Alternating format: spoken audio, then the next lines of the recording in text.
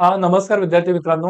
आपण शासन कारभारातील सचोटी आणि लोकप्रशासनातील नीतिशास्त्र हा टॉपिक अभ्यासत होतो. ठीक आहे. यामध्ये आपण सुरुवातीला शासन म्हणजे काय, सुशासन म्हणजे काय आणि नैतिक शासन म्हणजे काय या गोष्टी अभ्यासलेल्या आहेत. सुशासनाचे घटक काय आहेत, नैतिक शासनापुढे आव्हानं काय आहेत. ठीक आहे. मग सुशासन म्हणजे काय किंवा शासन म्हणजे काय, की सरकार किंवा राज्य हे नागरिकांना वेगवेगळ्या स्वरूपाच्या सेवा पुरवित असतं, सुविधा पुरवित असतं. मग या सेवा सुविधा पुरविण्यासाठी सरकारला निर्णय घ्यावे लागतात. मग ही निर्णय घेण्याची जी प्रक्रिया आहे आणि त्यासोबत या निर्णयांच्या अंमलबजावणीची प्रक्रिया, या प्रक्रियांना आपण शासन असं म्हणतो. आणि ज्यावेळेस ही जी प्रक्रिया आहे, निर्णय घेण्याची प्रक्रिया, निर्णयांच्या अंमलबजावणीची प्रक्रिया ही काही तत्वांच्या आधारे पार पाडली जाते. ठीक आहे. जसं की पारदर्शकता, उत्तरदायित्व असेल, त्यानंतर लोक केंद्राभिमुखता असेल, म्हणजे तुमचे जे कार्यक्रम आहेत ते लोकांसाठी आहेत, लोकांना केंद्रस्थानी धरून किंवा समन्वय आणि समावेशिता सुनिश्चित करण्यासाठी, कायद्याच्या राज्याचं पालन करण्यासाठी, सहमती आधारित निर्णय घेणं. मग या तत्वांच्या आधारे ज्यावेळेस ही निर्णय घेण्याची आणि अंमलबजावणीची प्रक्रिया पार पाडली जाते, त्यावेळेस त्याला सुशासन असं म्हणतो. आणि जागतिक बँकेने या सुशासनाचे काही घटक सांगितलेले आहेत, जे मी आता तुम्हाला सांगितले, की पारदर्शकता, उत्तरदायित्व असेल, समावेशकता असेल, समन्वय, कायद्याचं राज्य या सर्व बाबी सुशासनाचे घटक ठरतात. ठीक आहे. आणि त्याचा उद्देश काय असतो, की सरकारचं जे काही फंक्शनिंग आहे, कार्य आहे, त्याच्यामध्ये कार्यक्षमता आणि परिणामकारकता साध्य करणं. कार्यक्षमता म्हणजे संसाधनांचा कमीत कमी वापर करणं आणि परिणामकारकता म्हणजे एखाद्या योजनेचे किंवा सरकारचं जे ध्येय आहे, उद्दिष्ट आहे, ते अधिक चांगल्या पद्धतीने कसं आपल्याला साध्य करता येईल. ठीक आहे. या बाबी हे सुशासनाचं उद्दिष्ट असतं. त्यानंतर पुढे एक गोष्ट आपण अभ्यासली, की नैतिक शासन, एथिकल गव्हर्नन्स. नैतिक शासन म्हणजे काय, की हे सुशासनाच्या पुढचं एक पाऊल आहे, की लोकांचं कल्याण हे याच्यामध्ये अंतिम उद्दिष्ट असतं. आणि त्यासाठी मग सनदी सेवेची जी पायाभूत मूल्य आहेत, जी आपण पाहिली, की सत्यनिष्ठ असेल, करुणा असेल, साहस, धैर्य असेल, निपक्षपातीपणा, निष्पक्षपातीपणा, या मूल्यांचं पालन तुम्ही निर्णय घेत असताना आणि निर्णयांची अंमलबजावणी करत असताना करणं, त्याला आपण नैतिक शासन असं म्हणतो. क्लिअर आहे? ठीक आहे. त्यानंतर आज आपण आजच्या लेक्चरला म्हणजे हे नैतिक शासन सुशासनाचे घटक अभ्यासत असताना आपण पारदर्शकता आणि उत्तरदायित्व या संकल्पना पाहिल्या. ठीक आहे. पारदर्शकता म्हणजे काय, की मोकळेपणा, खुलेपणा किंवा मुक्त व्यवहार उद्देशात जर बघितलं, म्हणजे तुम्ही तुमच्या पदाची जबाबदारी पार पाडत असताना जे निर्णय घेता, जी कृती करता, ती सार्वजनिक छाननीसाठी, पब्लिक स्क्रुटिनीसाठी खुली ठेवणं. लोकांनी त्याच्याबाबत प्रश्न विचारणं, त्यासाठी तुम्ही खुले असणं. त्याला आपण पारदर्शकता, ट्रान्सपरंट असं म्हणतो, ट्रान्सपरन्सी. ठीक आहे. आणि त्यानंतर आपण उत्तरदायित्व ही एक संकल्पना अभ्यासलेली. उत्तरदायित्व म्हणजे काय, की तुम्ही तुमच्या पदाची जबाबदारी पार पाडत असताना तुम्ही जी कृती केली आहे, जे निर्णय घेतले आहेत आणि ते ज्यांच्यासाठी घेतले आहेत, त्यांच्याप्रती तुम्ही उत्तरदायी असणं, जबाबदार असणं. ठीक आहे. की तुम्ही लोकांसाठी निर्णय घेत आहात, कृती करत आहात तुमच्या अधिकारपदातून. मात्र ज्यांच्यासाठी तुम्ही निर्णय घेतलेत, तुम्ही जी निर्णय घेतला आहे, जी कृती केली आहे, ते त्या योजनेचे लाभार्थी तुम्हाला प्रश्न विचारतील आणि तुम्ही त्याचा प्रतिसाद देणं गरजेचं आहे. तुम्ही लोकांना अवेलेबल असणं गरजेचं आहे. ठीक आहे. हे उत्तरदायित्व आहे. या उत्तरदायित्वाच्या बाकी गोष्टी देखील आपण अभ्यासल्या, त्याचं महत्व काय आहे, उत्तरदायित्वाच्या यंत्रणा काय आहेत. मग त्याच्यामध्ये आपण क्षितिज समांतर यंत्रणा आणि व्हर्टिकल यंत्रणा अभ्यासलेल्या. क्षितिज समांतरामध्ये आपण पाहिलेलं, की नियंत्रण आणि संतुलनाचं तत्व, म्हणजे कायदे मंडळ, कार्यकारी मंडळ, न्याय मंडळ ही सरकारची जी महत्वाची अंग आहेत, ती कसं एकमेकांवर नियंत्रण ठेवतात. न्यायपालिकेचं काय म्हणतात, की न्यायिक पुनर्विलोकनाचं तत्व असेल. त्यानंतर कॅग, सीबीआय, सीबीसी यांसारख्या संस्था असतील. ठीक आहे. आणि त्यानंतर व्हर्टिकल साईडला आपण पाहिलेलं, की नागरिकांकडे असलेले अधिकार कोणते आहेत, की मग माहिती अधिकार कायदा असेल किंवा सोशल ऑडिट असेल किंवा नागरिकांची सनद असेल. ठीक आहे. या बाबींद्वारे आणि मतदानामध्ये नागरिक भाग घेत असतात. त्याद्वारे सरकारचं उत्तरदायित्व, प्रशासनाचं उत्तरदायित्व सुनिश्चित करत असतात. क्लिअर? या बाबी आपण पाहिलेल्या. आता आपण अ, हे जे काही उत्तरदायित्व आणि पारदर्शकता आहे, ही सुनिश्चित करण्यासाठी, सुशासन सुनिश्चित करण्यासाठी महत्वाची बाब काय आहे? माहिती अधिकार कायदा. ठीक आहे. Right to information.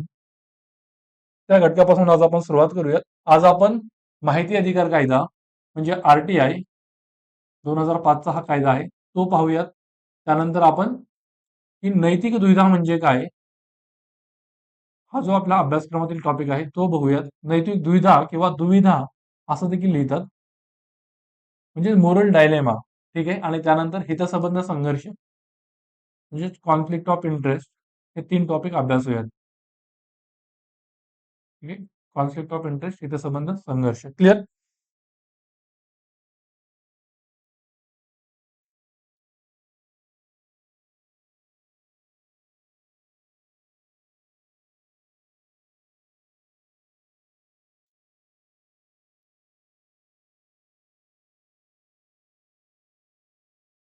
सिलेबसमध्ये information sharing या बाबी मेन्शन आहेत. ठीक आहे. माहिती अधिकार कायदा हा आपला 2005चा आहे.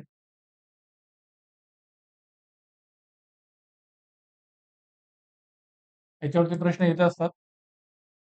GS2 मध्ये आणि GS1 या दोन्ही पेपरच्या दृष्टीनं हा टॉपिक महत्वाचा आहे. पण माहिती अधिकार कायदा किंवा माहिती अधिकार हक्क काय आहे? की जे काही सरकारी कार्यालय आहे त्यांच्याकडे उपलब्ध असलेली माहिती आणि या कायद्यानुसार तुम्हाला जी माहिती मिळण्याजोगी आहे ती माहिती मिळविण्याचा तुमचा जो हक्क आहे त्याला आपण माहिती अधिकार कायदा असं म्हणतो. ठीक आहे.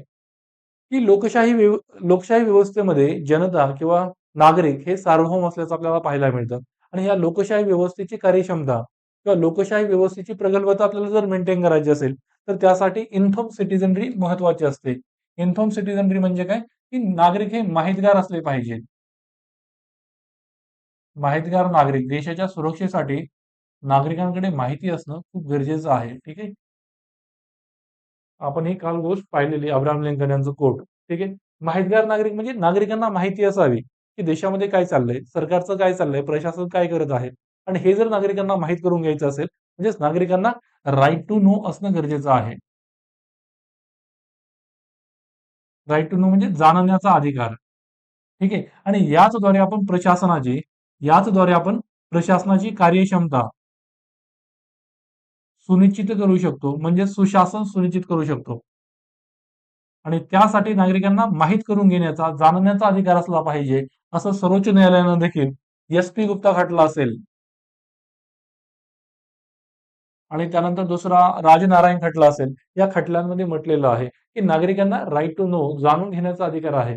ठीक आहे. आणि हा जो काही राईट टू नो आहे किंवा माहिती अधिकार कायदा आहे त्याला आपण म्हणू शकतो की आपल्या संविधानातील जे अनुच्छेद म्हणजे आर्टिकल जे 19(1) आहे, 19(1)A आणि त्यानंतर जो काही व्यक्तिगत म्हणजे स्वातंत्र्य आणि जीविताचा जे काही हक्क आहे आर्टिकल 21, या दोन कलमांतर्गत माहितीचा हक्क हा मूलभूत हक्काचा भाग असल्याचं आपल्याला दिसून येतं. ठीक आहे. म्हणजेच आपल्याला जर लोकप्रशासनामध्ये, शासन कारभारामध्ये कार्यक्षमता, परिणामकारकता, सुशासन, नैतिक शासन सुनिश्चित करायचं असेल तर माहितीचा अधिकार हा महत्वाचा आहे. ठीक आहे. आणि हा कायदा अस्तित्वात येण्यासाठी म्हणजे हा कायदा 2005 मध्ये आला आणि त्यासाठी मजदूर किसान शक्ती संघटन असेल, त्याला आपण शॉर्टमध्ये काय म्हणतो, MKSS, मजदूर किसान शक्ती संघटन, ही नागरी समाजातील एक संस्था आहे. म्हणजे एक बिगर शासकीय संस्था, नागरी समाज, सिव्हिल सोसायटी ऑर्गनायझेशन. ठीक आहे. हिनं आणि बाकीच्या इतर नागरी समाजाच्या संस्था असतील यांनी हा लोकांना माहिती अधिकार मिळावा, तो वैधानिक असावा यासाठी संघर्ष केला. रस्त्यावर उतरले, आंदोलनं केली आणि त्यानंतर माहिती अधिकार कायदा आला. बरोबर? या गोष्टी आपल्याला या संदर्भात पाहता येतात. आणि या कायद्याअंतर्गत हा जो काय नागरिकांना माहीत करून घेण्याचा अधिकार आहे तो महत्वाचा असल्यानं या कायद्याअंतर्गत म्हणजे ज्यावेळेस RTI आपण फाईल करतो एखाद्या सरकारी कार्यालयामध्ये आपल्याला जी माहिती हवी आहे ती माहिती मिळविण्यासाठी तुम्ही RTIचा अर्ज फाईल केल्यानंतर तुम्हाला 30 दिवसांच्या आत ती माहिती मिळणं गरजेचं असतं. ठीक आहे. आणि त्यासोबतच या कायद्यामध्ये इतर अटी देखील आहेत की जी काही आपली सरकारी कार्यालय आहेत त्यांनी सुओ मोटो माहिती उघड करणं गरजेचं आहे. सुओ मोटो म्हणजे काय? ऐच्छिकपणे म्हणजे लोकांनी न मागता देखील तुम्ही स्वतः योजनेची माहिती, तुमच्या कार्यालयातील जे काही बाकीच्या गोष्टी असतील त्यांची माहिती ही उघड केली पाहिजे. ठीक आहे. आणि त्यासाठी मला वाटतं राजस्थान सरकारचं जनसूचना पोर्टल देखील आहे. या पोर्टलवरती राजस्थान सरकार ऐच्छिकपणे व्हॉलंटरली स्वतःहून माहिती उघड करतं, जाहीर करतं. ठीक आहे. त्यानंतर आपण ठीक आहे नोट्समध्ये या गोष्टी सगळ्या दिलेल्या आहेत. त्यानंतर RTIचं महत्व काय आहे, RTIच्या समस्या काय आहेत आणि याच्यावरती उपाययोजना काय करता येतील या दृष्टीने आपण हा टॉपिक बघूयात. RTIचं महत्व काय आहे?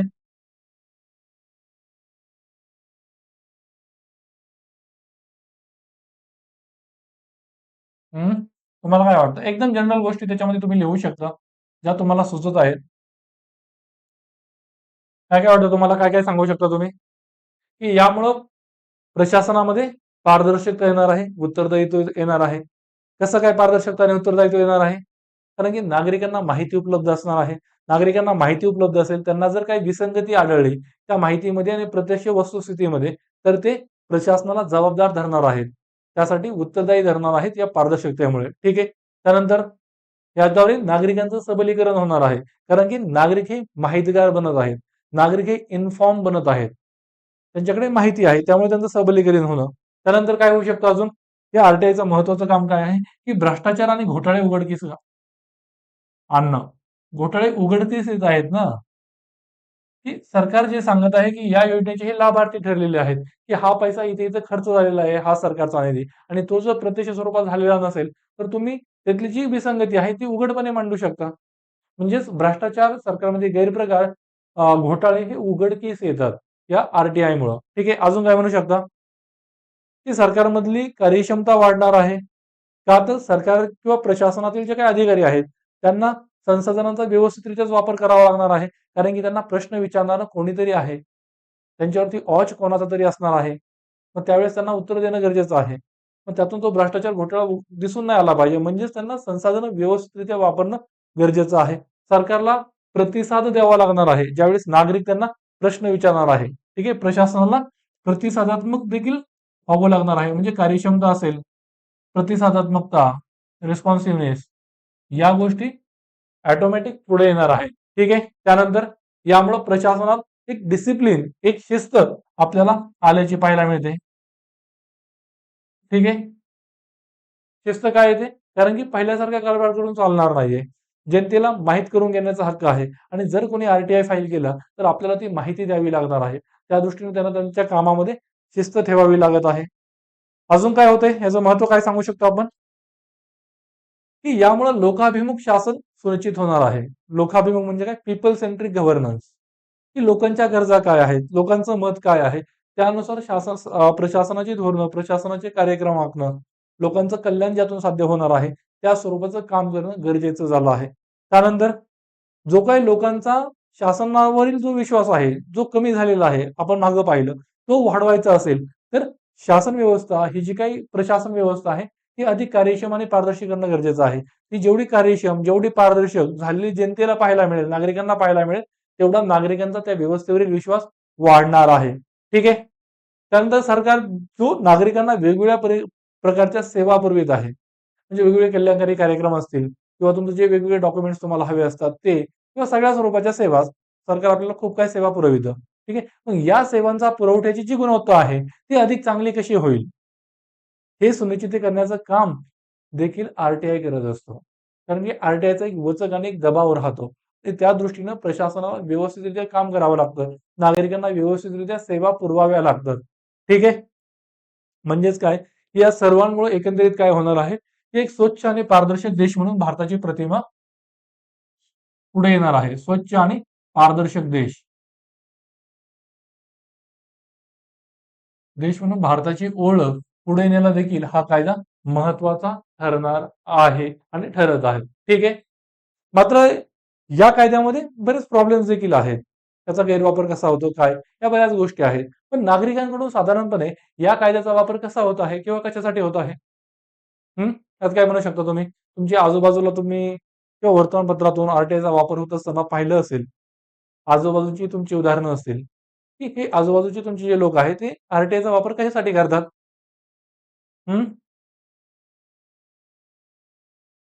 की सरकारकडून नागरिकांना ज्या वेगवेगळ्या स्वरूपाच्या सेवा सुविधा मिळत असतात.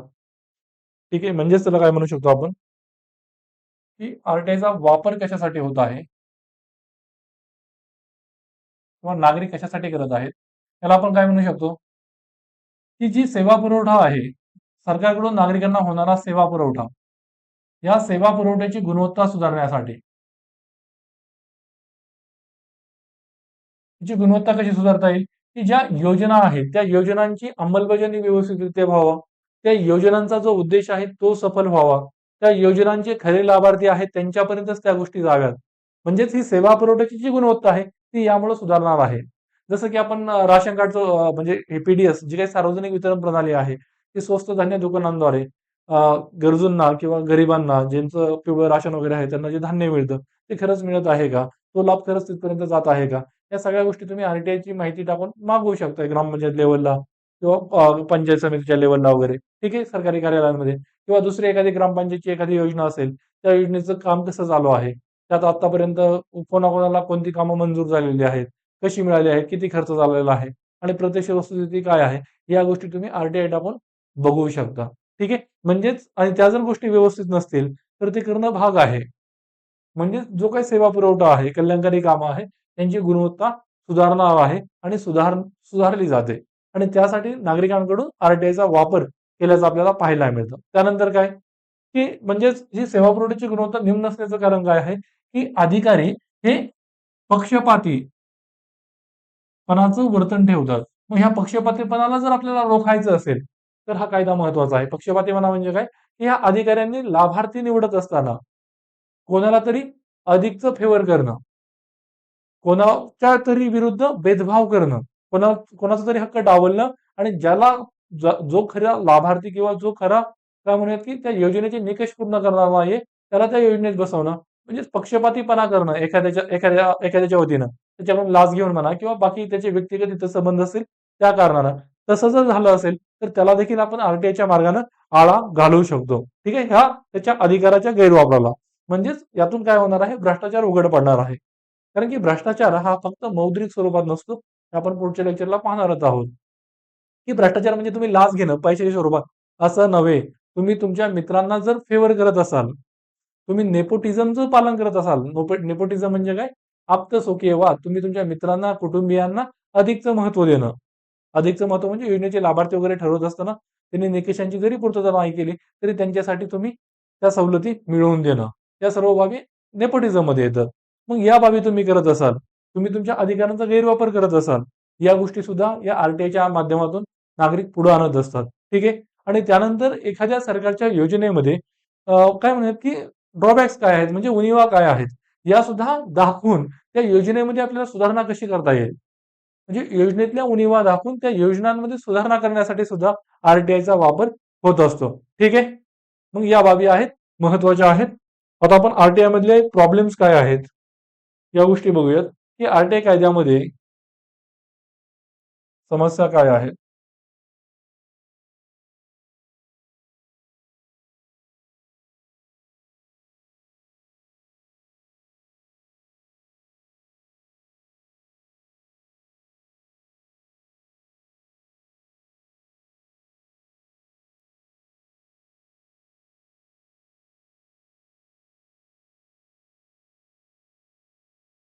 ठीक आहे.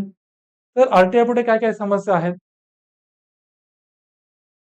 हम्म, की अनेकदा सरकारकडून तुम्ही आरटीआयच्या अंतर्गत जी माहिती मागितली आहे ती नाकारली जाते. ठीक आहे. त्यासाठी वेगवेगळी कारणं दिली जातात. म्हणजे या कायद्यामधील काही तरतुदी आहेत, की त्या तरतुदींचा वापर करून सरकार माहिती नाकारत आहे. जसं की याच्यामध्ये एक सेक्शन आहे, सेक्शन 8. याच्यामध्ये खूप मोठी आणि कष्टप्रद असलेली माहिती, किचकट स्वरूपाची, मोठी आणि कष्टप्रद माहिती ही नाकारली जाऊ शकते. कष्टप्रद माहिती ही नाकारली जाते. मग अशा वेळेस ते सरकारी कार्यालय तुम्हाला माहिती नाकारण्यासाठी या सेक्शन 8 चा उल्लेख करतं. ही माहिती किचकट आणि कष्टप्रद आहे, ती आम्ही तुम्हाला देऊ शकत नाही. ठीक आहे. ही कायद्यातील एक तरतूद आहे. त्यानंतर या कायद्यामध्ये अजून बाकी तरतुदी देखील आहेत, की जसं की या कायद्यातील जे काही सेक्शन 24 आहे, 24 यानुसार काही संस्थांना सूट देण्यात आलेली आहे.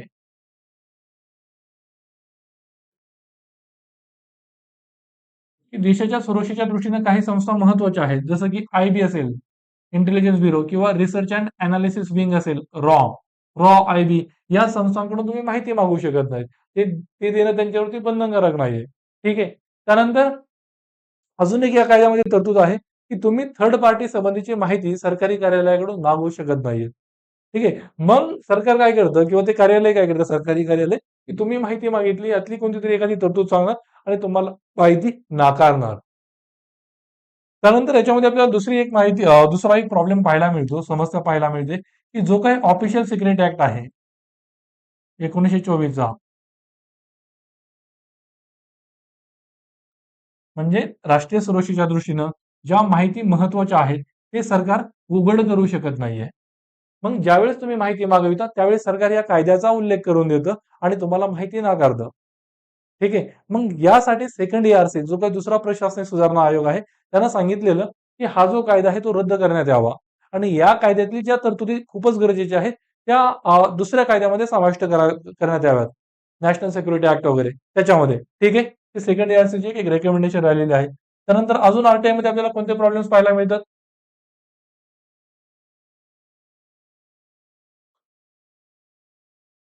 की जे काही आरटीआय कार्यकर्ते आहेत, या आरटीआय कार्यकर्त्यांवर हल्ले होत असल्याचं पाहायला मिळतं.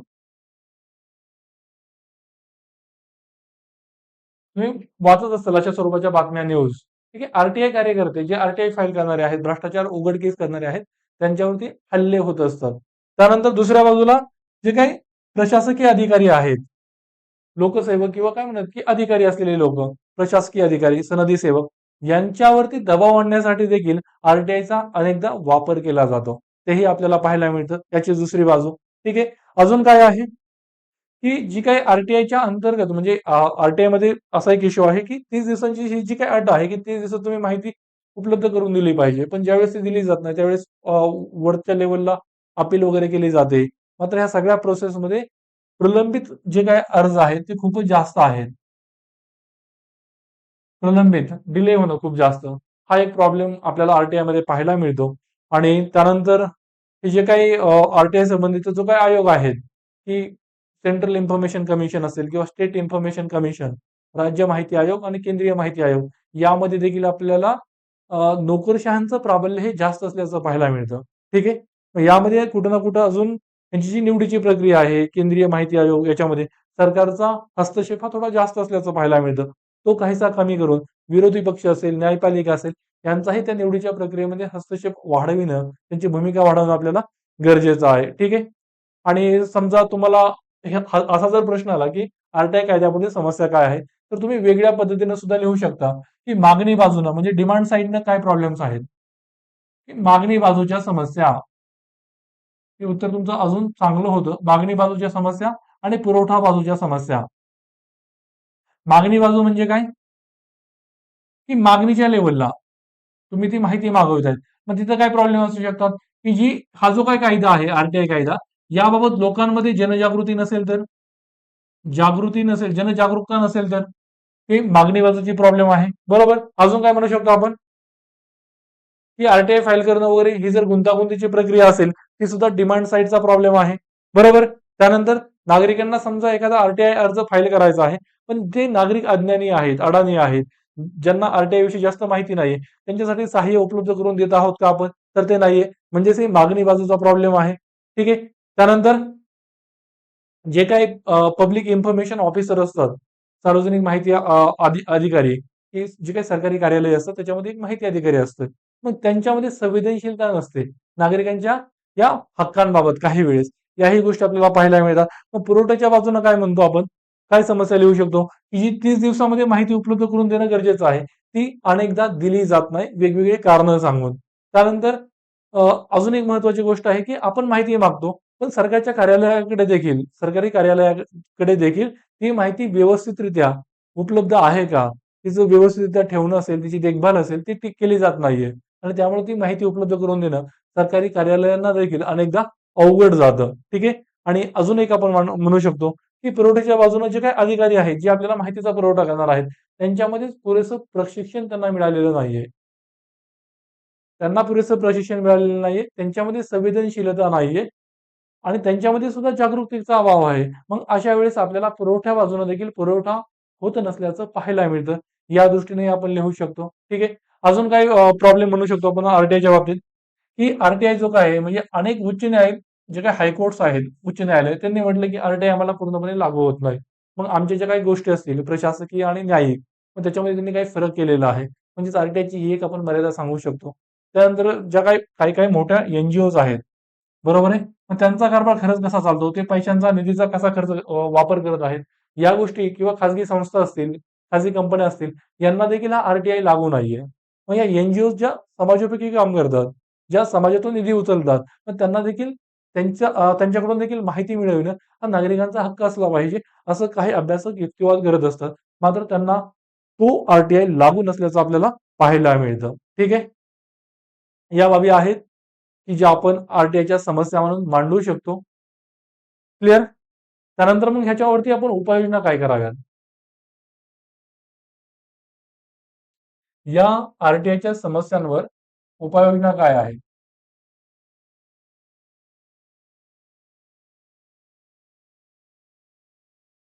सेकंड एआरसी जो काही दुसरा प्रशासनिक सुधारणा आयोग आहे, ऍडमिनिस्ट्रेटिव्ह रिफॉर्म कमिशन, यांनी काही सुधारणा सुचविलेल्या आहेत. त्या आपण बघूयात मग थोडक्यात. की सेकंड एआरसीने काय म्हटलं आहे, की जो काय आपण प्रॉब्लेम मध्ये बघितलेला की ऑफिशियल सिक्रेट ऍक्ट जो आहे 1923चा, त्याच्यामध्ये तरतुदी आहेत की राष्ट्रीय सुरक्षेच्या दृष्टीने ज्या महत्वाच्या गोष्टी आहेत त्यांची माहिती देणं नाकारलं जाईल किंवा त्या गोष्टी गोपनीय गुप्त ठेवल्या जातील. मग या कायदा आज तेवढा म्हणजे तो ब्रिटिश काळातल्या गोष्टी थोड्या वेगळ्या होत्या. मग आज आपलं स्वतःचं सरकार आहे, शासन आहे. मग अशा वेळेस या कायद्याची तेवढी गरज नाहीये. मात्र यातल्या ज्या महत्वाच्या तरतुदी आहेत की ज्या राष्ट्रीय सुरक्षेच्या दृष्टीने महत्वाच्या आहेत, त्या तरतुदी आपण काढून जो नॅशनल सिक्युरिटी ऍक्ट आहे, राष्ट्रीय सुरक्षेचा कायदा, मग त्यामध्ये आपण समाविष्ट कराव्यात आणि ऑफिशियल सिक्रेट ऍक्ट हा रद्द करावा अशी त्यांनी शिफारस केली. ठीक आहे. त्यानंतर त्यांनी काय सांगितलं की जो काही काय म्हणूयात की तू एक ऍक्टच्या बाबतीत झालं. आणि दुसरी गोष्ट काय आहे की सीआयसी असेल किंवा एसआयसी असेल, म्हणजे काय केंद्रीय माहिती आयोग, राज्य माहिती आयोग, यांच्यामध्ये जे काही अधिकारी असतात, अध्यक्ष असतात, त्यांची नियुक्ती, नेमणूक ही निष्पक्ष पद्धतीने होणं गरजेचं आहे. त्याच्यामध्ये सरकारचा दबदबा, हस्तक्षेप हा जास्त आहे. सरकारचा म्हणजे मंत्रिमंडळाचा, कार्यकारी मंडळाचा. मग त्याच्यामध्ये आपल्याला विरोधी पक्षाला कसं सामावून घेता येईल, न्यायपालिकेला कसं सामावून घेता येतील, हे देखील महत्वाचं आहे. त्यानंतर ही जे काही सीआयसी आहे, या सीआयसीची प्रादेशिक कार्यालय असणं गरजेचं आहे. प्रादेशिक कार्यालय. ठीक आहे. जेणेकरून लोकांची पोहोच वाढेल, लोकांपर्यंत ही संस्था जाईल आणि लोकांसाठी ती ऍक्सेसिबल असल्या कारणानं लोक अधिक संख्येनं त्यांच्या ज्या काही तक्रारी असतील ते सीआयसी एसआयसी कडे घेऊन जाऊ शकतील. म्हणजे सीआयसी हे जो काही केंद्रीय माहिती आयोग आहे त्याची प्रादेशिक कार्यालय वाढवावीत अशी देखील शिफारस दुसऱ्या प्रशासनिक सुधारणा आयोगानं केलेली आहे. आणि त्यानंतर त्यांनी काय म्हटलं की या कायद्यामध्ये जी तरतूद आहे की त्या पब्लिक इन्फॉर्मेशन ऑफिसर, सार्वजनिक माहिती अधिकारी जे आहेत, त्यांनी माहिती ऐच्छिकपणे उपलब्ध करून द्यावी, सुओ मोटो. मग ही माहिती उपलब्ध करून दिली जात नाही, तर ती अधिक चांगल्या पद्धतीनं माहिती ही ऐच्छिकपणे उपलब्ध करून दिली जावी. सुओ मोटो माहिती उपलब्ध करून देणं. ठीक आहे. त्यानंतर अजून काय म्हणू शकतो आपण, म्हणजे सेकंड एआरसीने काय म्हटलं आहे की जे काही पब्लिक अथॉरिटीज किंवा काय म्हणूयात की जे काही सनदी सेवक आहेत, जे सार्वजनिक किंवा सरकारी कार्यालयामध्ये काम करणारे लोक, त्यांना आपण आरटीआय संबंधीचं प्रशिक्षण दिलं पाहिजे. वर्षातून किमान एकदा तरी ते प्रशिक्षण दिलं जावं.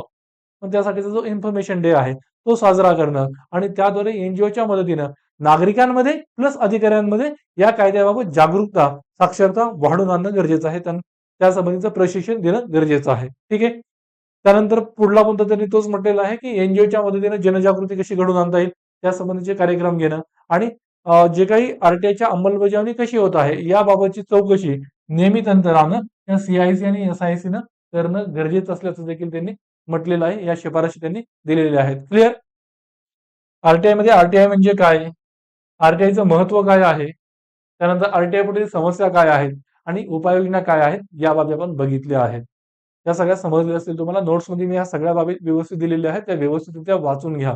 कारण की प्रश्न येत असतो की आरटीआयचं महत्व, समस्या काय आहेत आणि उपाययोजना. कोणताही टॉपिक तुम्हाला या दृष्टीने तयार करायचा आहे की तो टॉपिक काय आहे हो, त्यानंतर त्याचं महत्व काय आहे, त्याच्यापुढे समस्या काय आहेत, त्याच्यापुढे उपाययोजना काय असायला हव्यात. मग त्यासाठीचा वे फॉरवर्ड म्हणजे ह्या उपाययोजना वगैरे सोल्युशन हे तुम्हाला माहित असणं गरजेचं आहे एका टॉपिकवरती या अँगलनं बाबी. क्लिअर? त्यानंतर आता आपण नैतिक दुविधा म्हणजे काय हे बघूयात आणि त्यानंतर नैतिक हितसंबंध संघर्ष. नैतिक दुविधा म्हणजे काय हे मी तुम्हाला ऑलरेडी सांगितलेलं आहे. आज थोडंसं डिटेलमध्ये बघूयात. नैतिक द्विधा, दुविधा किंवा द्विधा. ठीक आहे. त्याला आपण इंग्लिशमध्ये काय म्हणतो, एथिकल डिलेमा, एथिकल डायलेमाज. ठीक आहे. नैतिक द्विधा म्हणजे काय की दोन योग्य पर्यायांमधून एकाची निवड करावी लागेल.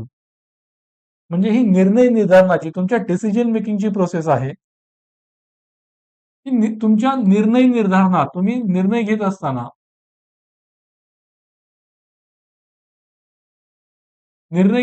तुमच्यापुढे एक अवघड परिस्थिती उभी राहते की ज्यामध्ये तुम्हाला दोन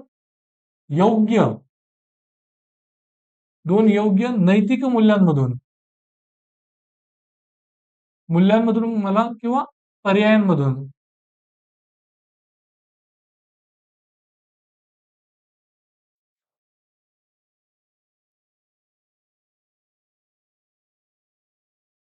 एकाची निवड करावी लागणं.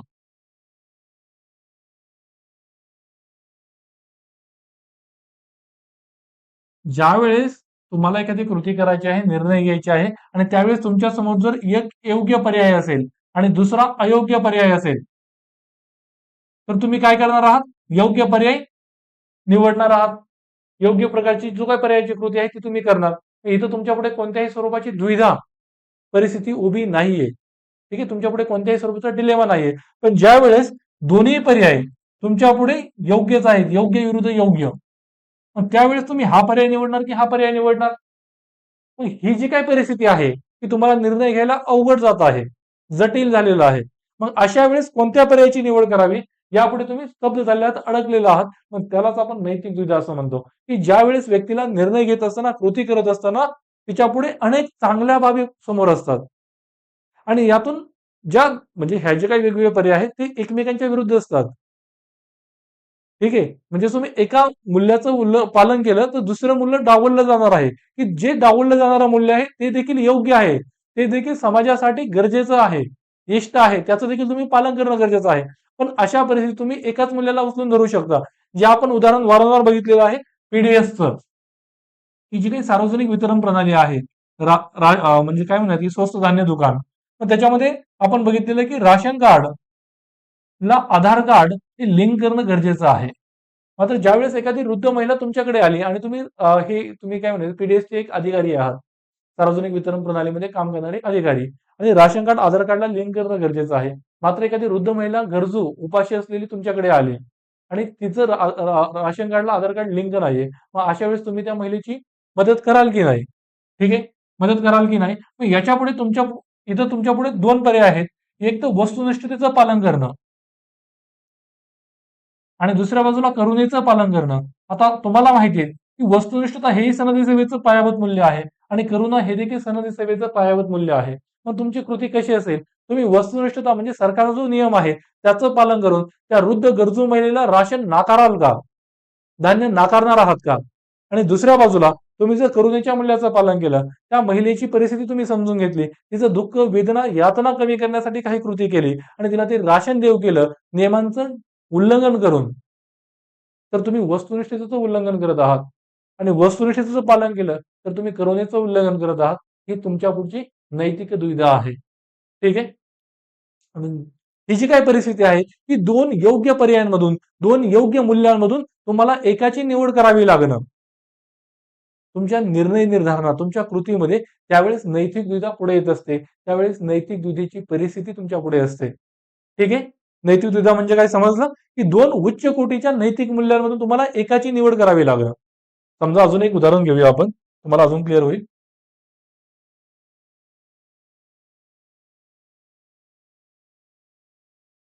की आपल्या नोट्समध्ये आहे ना ते उदाहरण? कोणतं आहे तेच घेऊयात म्हणजे तुम्हाला नंतर रिवाइज करायला सोपं जाईल.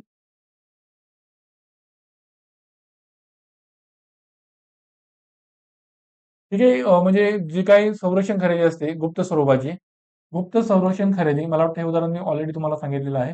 गुप्त संरक्षण खरेदीमध्ये काही गैरव्यवहार झालेला आहे. अशा वेळेस त्यासंबंधी तुम्ही विसल ब्लोईंग करावी की नको?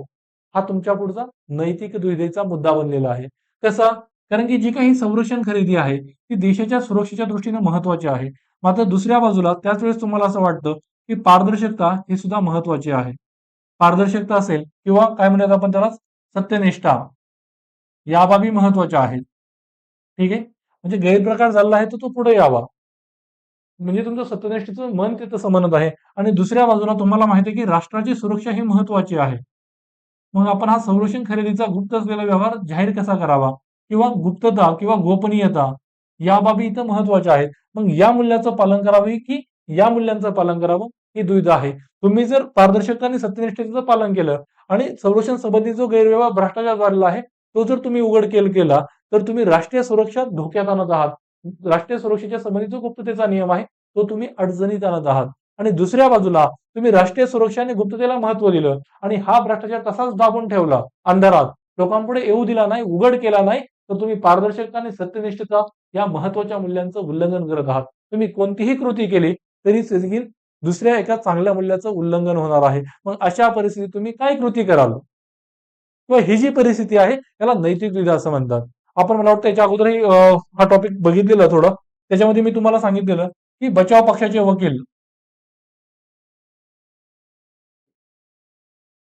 डिफेन्स लॉयर याच्यापुढे सुद्धा एथिकल डिलेमा उभा राहू शकतो, की त्याचा वैयक्तिक मत किंवा त्याची जी नैतिकता आहे, व्यक्तिगत मूल्य ते असं असू शकतं, त्याचा व्यक्तिगत विचार, की क्रूर गुन्हेगाराला कठोरातील कठोर शिक्षा झाली पाहिजे.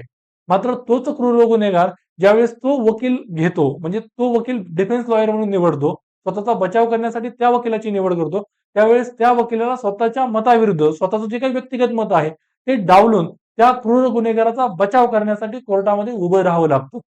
कशामुळं? कारण की त्याचं लिगल एथिक्स तसं सांगतं, की त्यानं त्याच्याकडे आलेला जो काही बचाव पक्ष आहे त्याचा बचाव केला पाहिजे, त्याच्या पक्षकाराला वाचवण्याचा प्रयत्न केला पाहिजे. हे त्याचं व्यावसायिक नीतिमत्तेतून आलेलं कर्तव्य आहे. म्हणजेच काय, त्याच्यापुढे इथिकल डिलेमा आहे. मी काय करावं? माझं लीगल एथिक्स असं सांगतंय, मात्र माझा पर्सनल बिलीफ, माझी जी काही पर्सनल व्हॅल्यूज आहेत त्या अशा आहेत. ठीक आहे? या बाबींना आपण म्हणू शकतो. त्यानंतर मला वाटतं अजून एक मी तुम्हाला उदाहरण सांगितलेलं, की शांततापूर्ण निदर्शनं करणं हा लोकांचा हक्क असल्याचं काय म्हणूयात, की लोकांचा एक हक्क आहे असं तुम्हाला वाटतंय. तुम्ही एक अधिकारी आहात आणि अशा वेळेस तुमच्या म्हणजे एखाद्या अयोग्य म्हणजे लोकांना वाटणाऱ्या एखाद्या अयोग्य गोष्टीविरुद्ध लोक शांततापूर्ण निषेध मोर्चा काढलेला आहे लोकांनी. तो त्यांचा हक्क असल्याचं तुम्हाला वाटतंय. मात्र तुमच्या वरिष्ठांनी तुम्हाला आदेश केला, की तो जमाव पांगवा. त्यासाठी भले अश्रूधुराचा वापर करा. मग अशा वेळेस तुम्ही वरिष्ठांचा आदेश हे जे मूल्य आहे ते पाळणार, की लोकांचा जो काही शांततापूर्ण निदर्शन करण्याचा हक्क आहे त्याचं पालन करणार. तर तुमच्यापुढे नैतिक द्विधा आहे. तुम्ही एका कोंडीत अडकला आहात, की वरिष्ठाचा आदेश डावलूनही चालणार नाही. त्याच वेळेस लोकांचा शांततापूर्ण निषेध करण्याचा जो हक्क आहे तोही डावलून चालणार नाही. मग तुम्ही करणार काय? हा तुमचा एथिकल डायलेमा आहे. क्लिअर? मग हा एथिकल डायलेमा उत्पन्न कशामुळे होतो? कशामुळे क्रिएट होतो?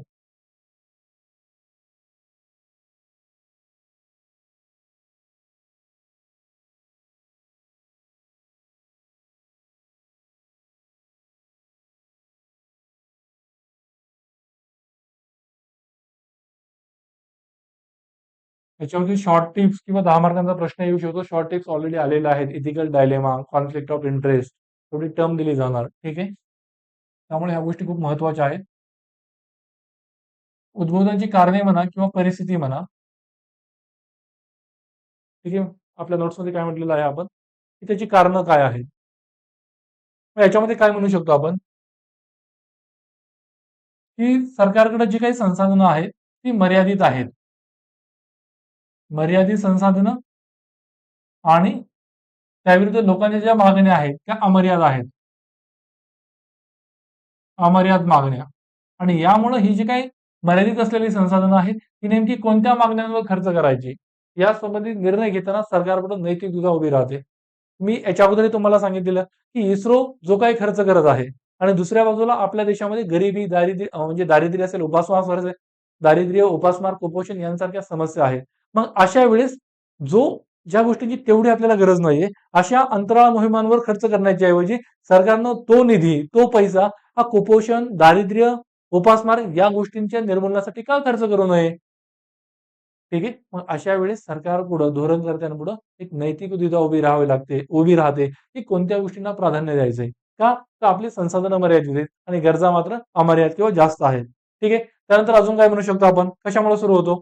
की तुमचा जो काही आंतरिक विवेक आहे, काही वेळेस असं पाहायला मिळतं, की तुमचं जे इंट्युशन आहे, अंतर्मन, तुमचा आंतरिक विवेक, अंतर्मन आणि त्याविरुद्ध एखाद्या सरकारचा कायदा असेल, सरकारचा नियम असेल, तो ते नियम काहीतरी सांगत आहे. मात्र तुमचं अंतर्मन त्या परिस्थितीमध्ये वेगळी काहीतरी गोष्ट सांगत आहे. मग तुम्ही तुमच्या अंतर्मनाचं, तुमच्या विवेकाचं ऐकणार, की त्या कायद्यानुसार तुमचं वर्तन कृती ठरविणार. हा देखील डिलेमा उभा राहतो. आपल्याला आपण याच्या बाबतीत कोविडच्या काळातलं उदाहरण देऊ शकतो, की कोविडच्या काळामध्ये तुम्ही एक साधे कॉन्स्टेबल पोलीस आहात असा विचार करा. सरकारचा नियम आहे की लोकांनी बाहेर नाही पडलं पाहिजे.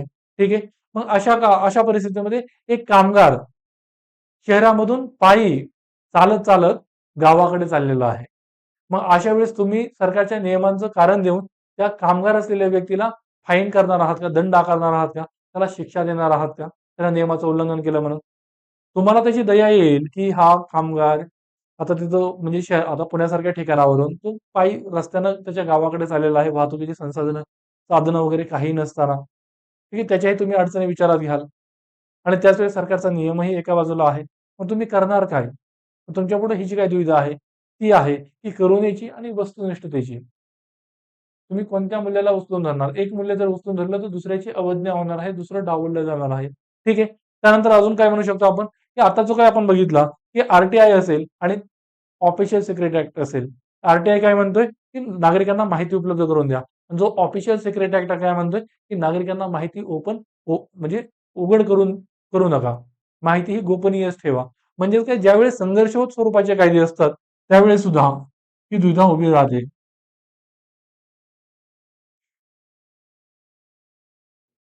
एकमेकांच्या विरुद्ध कॉन्फ्लिक्टिंग ऍक्ट त्यावेळेस ऑफिशियल सिक्रेट ऍक्ट आणि आर-टी-आय यामध्ये आपल्याला ही दुविधा पाहायला मिळते. त्यानंतर की काही वेळेस असं असू शकतं, की म्हणजे आपण जे बचाव पक्षाच्या वकिलाचं उदाहरण घेतलं, की त्याला आपण म्हणू शकतो ना, की व्यावसायिक नीतिमत्ता किंवा व्यावसायिक नीतिशास्त्र आणि व्यक्तिगत नैतिकता याच्यामध्ये कॉन्फ्लिक्ट असू शकतो. व्यावसायिक कर्तव्य किंवा व्यावसायिक नीतिमत्ता किंवा नीतिशास्त्र, व्यावसायिक नीतिमत्ता आणि दुसऱ्या बाजूला तुमची व्यक्तिगत किंवा वैयक्तिक नैतिकता किंवा तुमचं मूल्य. जसं की आपण बचाव पक्षाच्या वकिलात बघितलं किंवा तुम्ही डॉक्टरच्या बाबतीतही बघू शकता. आपण जे पहिल्या लेक्चरला मी तुम्हाला सांगितलेलं, की मेडिकल एथिक्स काय सांगतं, की डॉक्टरनं त्याच्याकडे जे आलेलं पेशंट आहे त्याची पार्श्वभूमी बघता कामा नये. त्यानं तो आलेला आहे त्याला रुग्ण म्हणून विचारात घ्यावं आणि त्याला ट्रीट करावं, त्याच्यावरती उपचार करावे. हे डॉक्टरचं मेडिकल एथिक्स त्याला सांगतं डॉक्टरला. मात्र डॉक्टरचा व्यक्तिगत म्हणून असा विश्वास असू शकतो, की एखादा जो क्रूर दहशतवादी आहे, ज्यानं निष्पाप लोकांना मारलेलं आहे, त्याला जगण्याचा कोणताही अधिकार नाहीये. मात्र तोच क्रूर जखमी असलेला दहशतवादी त्या डॉक्टरकडे रुग्ण म्हणून येत आहे. त्यावेळी डॉक्टरनं त्याच्यावरती उपचार करणं गरजेचं आहे ॲज पर मेडिकल एथिक्स. म्हणजेच डॉक्टरची व्यक्तिगत नैतिकता वेगळी आहे आणि मेडिकल एथिक्स त्याची व्यावसायिक नीतिमत्ता ही वेगळी आहे. त्यावेळेस त्याच्यापुढे एक एथिकल डायलेमा क्रिएट होत असल्याचं आपल्याला पाहायला मिळतं. त्यानंतर अजून काय म्हणू शकतो आपण? ठीक आहे. बाकीच्याही काही गोष्टी दिलेल्या आहेत. त्याच्यामध्ये अजून एक महत्वाचे आहे की विसल ब्लोअरचा डायलेमा. विसल ब्लोअरची द्विधा. ठीक आहे. विसल ब्लोअर म्हणजे काय? की एखाद्या सरकारी कार्यालयामध्ये किंवा एखाद्या संस्थेमध्ये काम करणारा एखादा व्यक्ती, की ज्याला त्या संस्थेमध्ये, त्या कार्यालयामध्ये काहीतरी गैरप्रकार झाल्याची माहिती मिळते आणि ती गैरप्रकार, तो गैरकारभार, बेकायदेशीर कृत्य, म्हणजे जे भ्रष्ट व्यवहार तो उघड करत आहे. त्याला विसल ब्लो करणं असं म्हणतात. मग तो विसल ब्लोअर, मग त्याच्या बाजूला एका बाजूला सत्यनिष्ठा, पारदर्शकतेचं त्याला पालन करायचं आहे आणि दुसऱ्या बाजूला ते कृत्य केल्यामुळं त्याला जीवानिशी जावं लागू शकतं. त्याला स्वतःच्या जीवाची किंमत देखील मोजावी लागू शकते.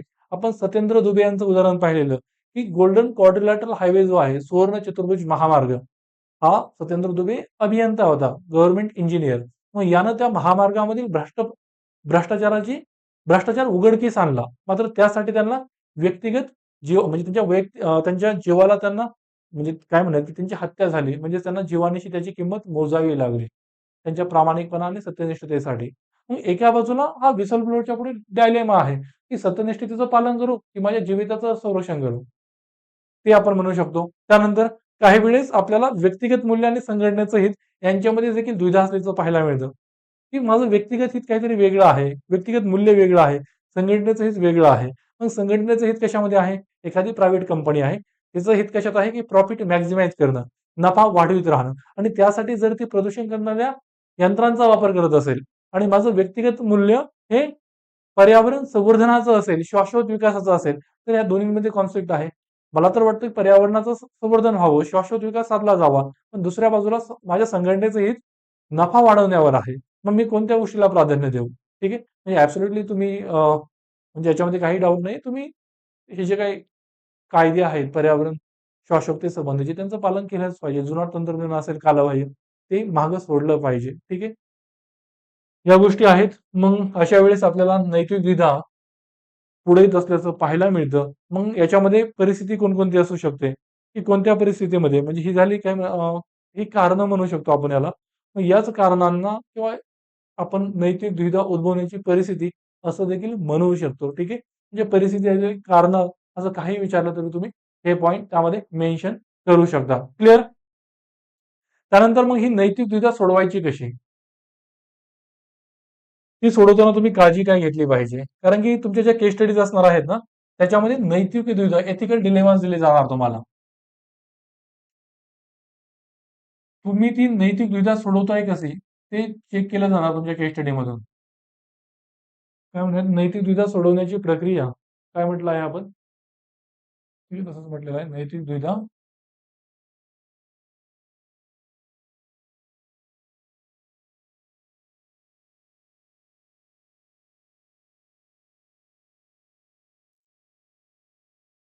त्याच्यामध्ये 2-3 गोष्टी येतात, की तुम्ही स्वतःला काही प्रश्न विचारले पाहिजेत. ठीक आहे. स्वतःला काही प्रश्न विचारले पाहिजेत. त्यानंतर नैतिक दुविधा सोडवत असताना तुम्ही त्याचे टप्पे काय असले पाहिजेत आणि ती टप्पे किंवा ही नैतिक दुविधा आहे. त्यानंतर तुम्ही कोणत्या तत्वांचं पालन केलं पाहिजे ते सोडवत असताना. काही प्रश्न विचारणं, काही टप्प्यांचं पालन करणं आणि काही प्रिन्सिपल्स, काही मॅगझिन्स तुम्ही ती नैतिक दुविधा सोडवत असताना पाळणं. मग हे प्रश्न विचारणं काय आहे, की तुम्ही कोणते प्रश्न विचारले पाहिजेत किंवा विचारात घेण्याजोगे प्रश्न काय आहेत? तुम्ही काही प्रश्न विचारात घेतले पाहिजेत, की नैतिक दुविधा हाताळत असताना. मग ते प्रश्न काय आहेत? की तुमच्या पुढची जी परिस्थिती आहे, ठीक आहे. तुमच्या पुढची जी परिस्थिती आहे, ती खरंच नैतिक दुविधेची आहे का?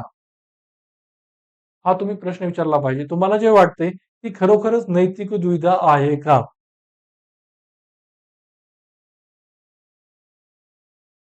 ठीक आहे. हा तुम्ही प्रश्न विचारला पाहिजे. जर तुम्हाला वाटत असेल की खरोखरच ती नैतिक दुविधा आहे, ठीक आहे, तर त्यावेळेस तुम्हाला एक दुसरा प्रश्न विचारला पाहिजे. या नैतिक दुविधेच्या परिस्थितीत मला आता निर्णय घ्यायचा आहे. तो निर्णय घेण्यासाठी माझ्याकडे पुरेशी माहिती आहे का? की निर्णय घ्यायचा आहे, त्या निर्णय घेण्यासाठी पुरेशी माहिती उपलब्ध आहे का? की अजून माहितीची गरज आहे? अजून माहिती हवी आहे का? हा प्रश्न तुम्ही विचारला पाहिजे. त्यानंतर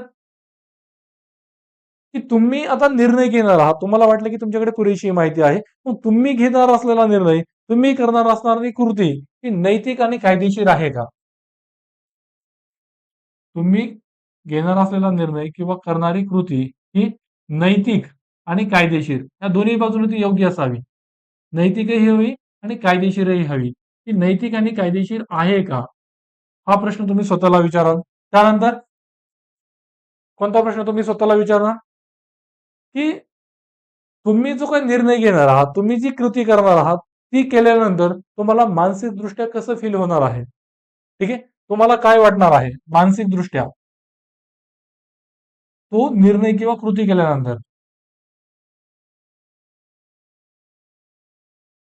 मग ती कृती करून जर तुम्हाला मानसिकदृष्ट्या चांगलं वाटणार असेल, योग्य वाटणार असेल, तरच तुम्ही ती कृती कराल. मात्र ते जर तुम्हाला काय म्हणा अपराधीपणाचं वाटणार असेल, की मी योग्य कृत्य केलेलं नाहीये, मग त्यावेळेस तुम्ही ती कृती टाळली पाहिजे. तसा जर तुमच्या मनामध्ये विचार आला, हा प्रश्न विचारल्यानंतर, ठीक आहे. त्यानंतर की हा जो पर्याय तुम्ही निवडणार आहात. आता मी काय म्हटलं, की तुमच्यापुढे 2 योग्य पर्याय आहेत. एक पर्याय निवडल्यामुळे कुणाचं तरी हित साध्य होणार आहे. मात्र दुसरा पर्याय नाकारल्यामुळे कुणाचं तरी नुकसान होणार आहे. कुणाला तरी फायदे पोहोचणार आहेत. मग अशा वेळेस तो जो काही दुसरा पर्याय तुम्ही नाकारत आहात, तो पर्याय नाकारल्यामुळे दुसरा वाला पर्याय तुम्ही नाकारत आहात. तो पर्याय नाकारल्यामुळे ज्यांचं हित डावललं जाणार आहे किंवा या पर्यायाला जे सपोर्ट करतात दुसऱ्या पर्यायाला किंवा पहिल्या पर्यायाला जे विरोध करतात, त्या लोकांचं मत किंवा काय म्हणूया त्या लोकांचा विचार तुम्ही केलेला आहे का? त्या लोकांची बाजू तुम्हाला माहिती आहे का? की दुसऱ्या पर्यायावाल्या लोकांची बाजू, त्यांचं मत हे तुम्हाला माहित आहे का? म्हणजेच काय, की तुम्ही पहिला पर्याय निवडत आहात, दुसरा पर्याय नाकारत आहात. मग दुसरा पर्याय नाकारल्यामुळे ज्या लोकांना काही सोसावं लागणार आहे, सहन करावं लागणार आहे, ते तुम्हाला माहित आहे का? म्हणजे दुसरा परिणाम नाकारल्यामुळं जे परिणाम होणार आहेत, त्या परिणामांची तुम्हाला कल्पना आहे का? ती कल्पना असणं गरजेचं आहे. ठीक आहे, की मी पहिला पर्याय निवडत आहे. फक्त तुम्ही पहिल्याच पर्यायाचे गुण पाहत आहात, हे योग्य नव्हे. तुम्हाला दुसऱ्या पर्याय न निवडल्यामुळं होणारं नुकसान हे देखील बघावं लागणार आहे. ठीक आहे, हे तुम्ही बघितलेलं आहे का? हा प्रश्न तुम्ही स्वतःला विचारला पाहिजे. त्यानंतर तुम्ही जो पर्याय निवडत आहात, जी कृती करत आहात, तो पर्याय निवडल्यामुळे ती कृतीमुळे फायदा कोणाला होत आहे आणि नुकसान कोणाचं होत आहे, याबाबत तुम्ही अवेअर असणं गरजेचं आहे. फायदा कोणाला होत आहे, नुकसान कोणाला पोहोचत आहे, हा प्रश्न तुम्ही स्वतःला विचारा. त्यानंतर शेवटी तुम्ही काहीतरी कृती करणार आहात ना, मग ही जी काही तुम्ही कृती करणार आहात, निर्णय घेणार आहात, ती कृती तुमच्या घरच्यांना कळली, तुमच्या कुटुंबियांना कळली, तुमच्या मित्रांना कळली, तर तुम्हाला लाजिरवाणाचं वाटणार आहे का? तुम्हाला कसं वाटेल? तुम्हाला खेद वाटेल का? तुम्हाला अभिमान वाटेल की मी हे केलंय? म्हणजे आपण ऍट द एंड कोणाला काय म्हणूयात, की आपले जे मित्र असतात, कुटुंबीय असतात, यांच्यापुढे आपल्याला स्वतःला चांगलं दाखवायचं असतं. आपली जी प्रतिमा असते ती आपण जपून ठेवलेली असते आणि ज्यावेळेस त्यांना आपल्या एखाद्या वाईट कृत्याची बाब समजणार आहे, त्यावेळेस आपल्याला हे थोडं लाजिरपणाचं वाटतं. आपल्याला शेम वाटतो. ठीक आहे? त्या टाईपमध्ये. मग तुम्ही केलेली कृत्य तुमच्या घरच्यांना, तुमच्या मित्रांना समजलं, त्यावेळेस त्यांना जर अभिमान वाटणार असेल, म्हणजे तुम्ही ह्या नैतिकतेच्या परिस्थितीत केलेल्या कृतीमुळे त्यांना अभिमान वाटणार असेल, तर तुम्हालाही भारी वाटतं ना. पण तुम्ही चुकीची गोष्ट केल्यावरती त्यांना देखील खेद वाटणार आहे. ठीक आहे? आपल्याला देखील शरम वाटणार आहे. मग अशा वेळेस तुम्ही त्या बाबीचा देखील विचार करून बघा, की तुम्ही केलेली कृती तुमच्या कुटुंबियांना, तुमच्या मित्रांना समजल्यावरती तुम्हाला कसं वाटेल? आपल्या तुम्ही जवळचं ज्यांना मानता त्यांना कसं वाटणार आहे याचा अगोदर विचार करून बघा आणि ते जर योग्य असेल तर तुम्ही त्या पद्धतीने कृती करणं गरजेचं आहे. ठीक आहे, या बाबी हे जे प्रश्न आहेत ते तुम्ही विचारणं गरजेचं आहे. ठीक आहे, की नैतिक दुविधा सोडवण्याची प्रक्रिया काय? अगोदर तुम्ही स्वतःला काही प्रश्न विचारा. त्याच्यामध्ये पहिला प्रश्न, खरोखरच ते नैतिक दुविधा आहे का?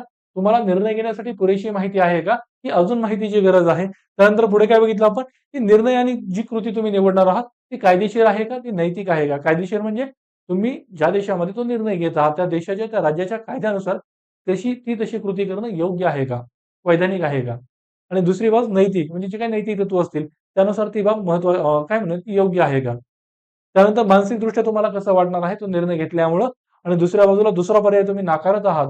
मात्र दुसऱ्या पर्यायाचे जे हितधारक आहेत, ज्यांना तो पर्याय हवा आहे, त्यांची बाजू तुम्हाला माहीत आहे का? आणि नंतर आपण कोणत्या गोष्टी बघितलेल्या, की त्या कृतीमुळे कोणाला फायदा होणार आहे, कोणाचं नुकसान होणार आहे, याबाबत तुम्ही अवेअर आहात का? तुमच्या कुटुंबियांना आणि प्रियजनांना काय वाटेल, या बाबी तुम्ही कल्पिलेल्या आहेत का? या बाबी क्लिअर आहेत. ठीक आहे. त्यानंतर ही जी काही नैतिक दुविधा आहे, त्याच्यात तुम्ही सुरुवातीला हे प्रश्न विचारा. त्यानंतर नैतिक दुविधा सोडवताना तुम्हाला काही काय म्हणूयात, की नैतिक दुविधा सोडविता काही टप्पे तुम्हाला टप्प्याटप्प्याने पुढे जायचं आहे.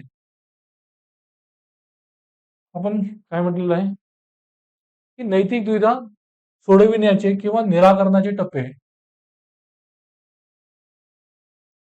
आपण प्रक्रिया पाहत आहोत, की नैतिक दुविधा सोडवण्याची प्रक्रिया काय आहे. मग या सोडवण्याच्या अगोदर तुम्ही सुरुवातीला प्रश्न विचाराल. त्यानंतर नैतिक दुविधा सोडविण्याचे काही टप्पे आहेत, काही स्टेजेस आहेत. ठीक आहे. काही स्टेजेस आहेत, की त्यामध्ये सुरुवातीला तुम्ही काय केलं पाहिजे, की तुमच्यापुढे एखादी नैतिक दुविधा आहे. मग त्यावेळेस तुम्ही तुमच्यापुढे उपलब्ध असलेले पर्याय पाहिले पाहिजेत. म्हणजे तुम्हाला इव्हन यूपीएससी देखील केस स्टडीमध्ये विचारते. ज्यावेळेस ती एखादी केस देते, तुमच्यापुढे एखादा एथिकल डायलेमा देते, त्यावेळेस ती त्याच्यामध्ये तुम्हाला सुरुवातीला एखादा प्रश्न असतो, की याच्यामध्ये एथिकल डायलेमास काय आहेत, नैतिक दुविधा कोणत्या आहेत, त्या तुम्हाला ओळखायच्या आहेत त्या केसमध्ये. आणि दुसऱ्या बाजूला ते विचारते, की तुमच्यापुढे कोणते पर्याय उपलब्ध आहेत. ठीक आहे. आणि तिसरा प्रश्न असतो त्यांचा, की तुम्ही या परिस्थितीत कोणती कृती कराल? तुमचा निर्णय काय असेल आणि का? तुम्ही ती कृती करा. म्हणजे तुमच्यापुढे वेगवेगळे पर्याय उपलब्ध आहेत. त्यातून तुम्हाला एका पर्यायाची निवड करणार आहात आणि त्यानंतर तोच पर्याय का निवडणार आहात हे त्यांना सांगायचं असतं. हे 3-4 अँगलने यूपीएससी केस स्टडीमध्ये प्रश्न विचारत असते. ठीक आहे. इथं आपण फक्त त्याची थेअरी अभ्यासत आहोत, की नैतिक दुविधा सोडवण्याचे टप्पे काय आहे, की तुम्हाला सुरुवातीला समजलं पाहिजे, की ही नैतिक दुविधा आहे. तर आता या नैतिक दुविधेमध्ये तुमच्यापुढे असलेले पर्याय कोणते आहेत? तुमच्यापुढे कोणते पर्याय आहेत?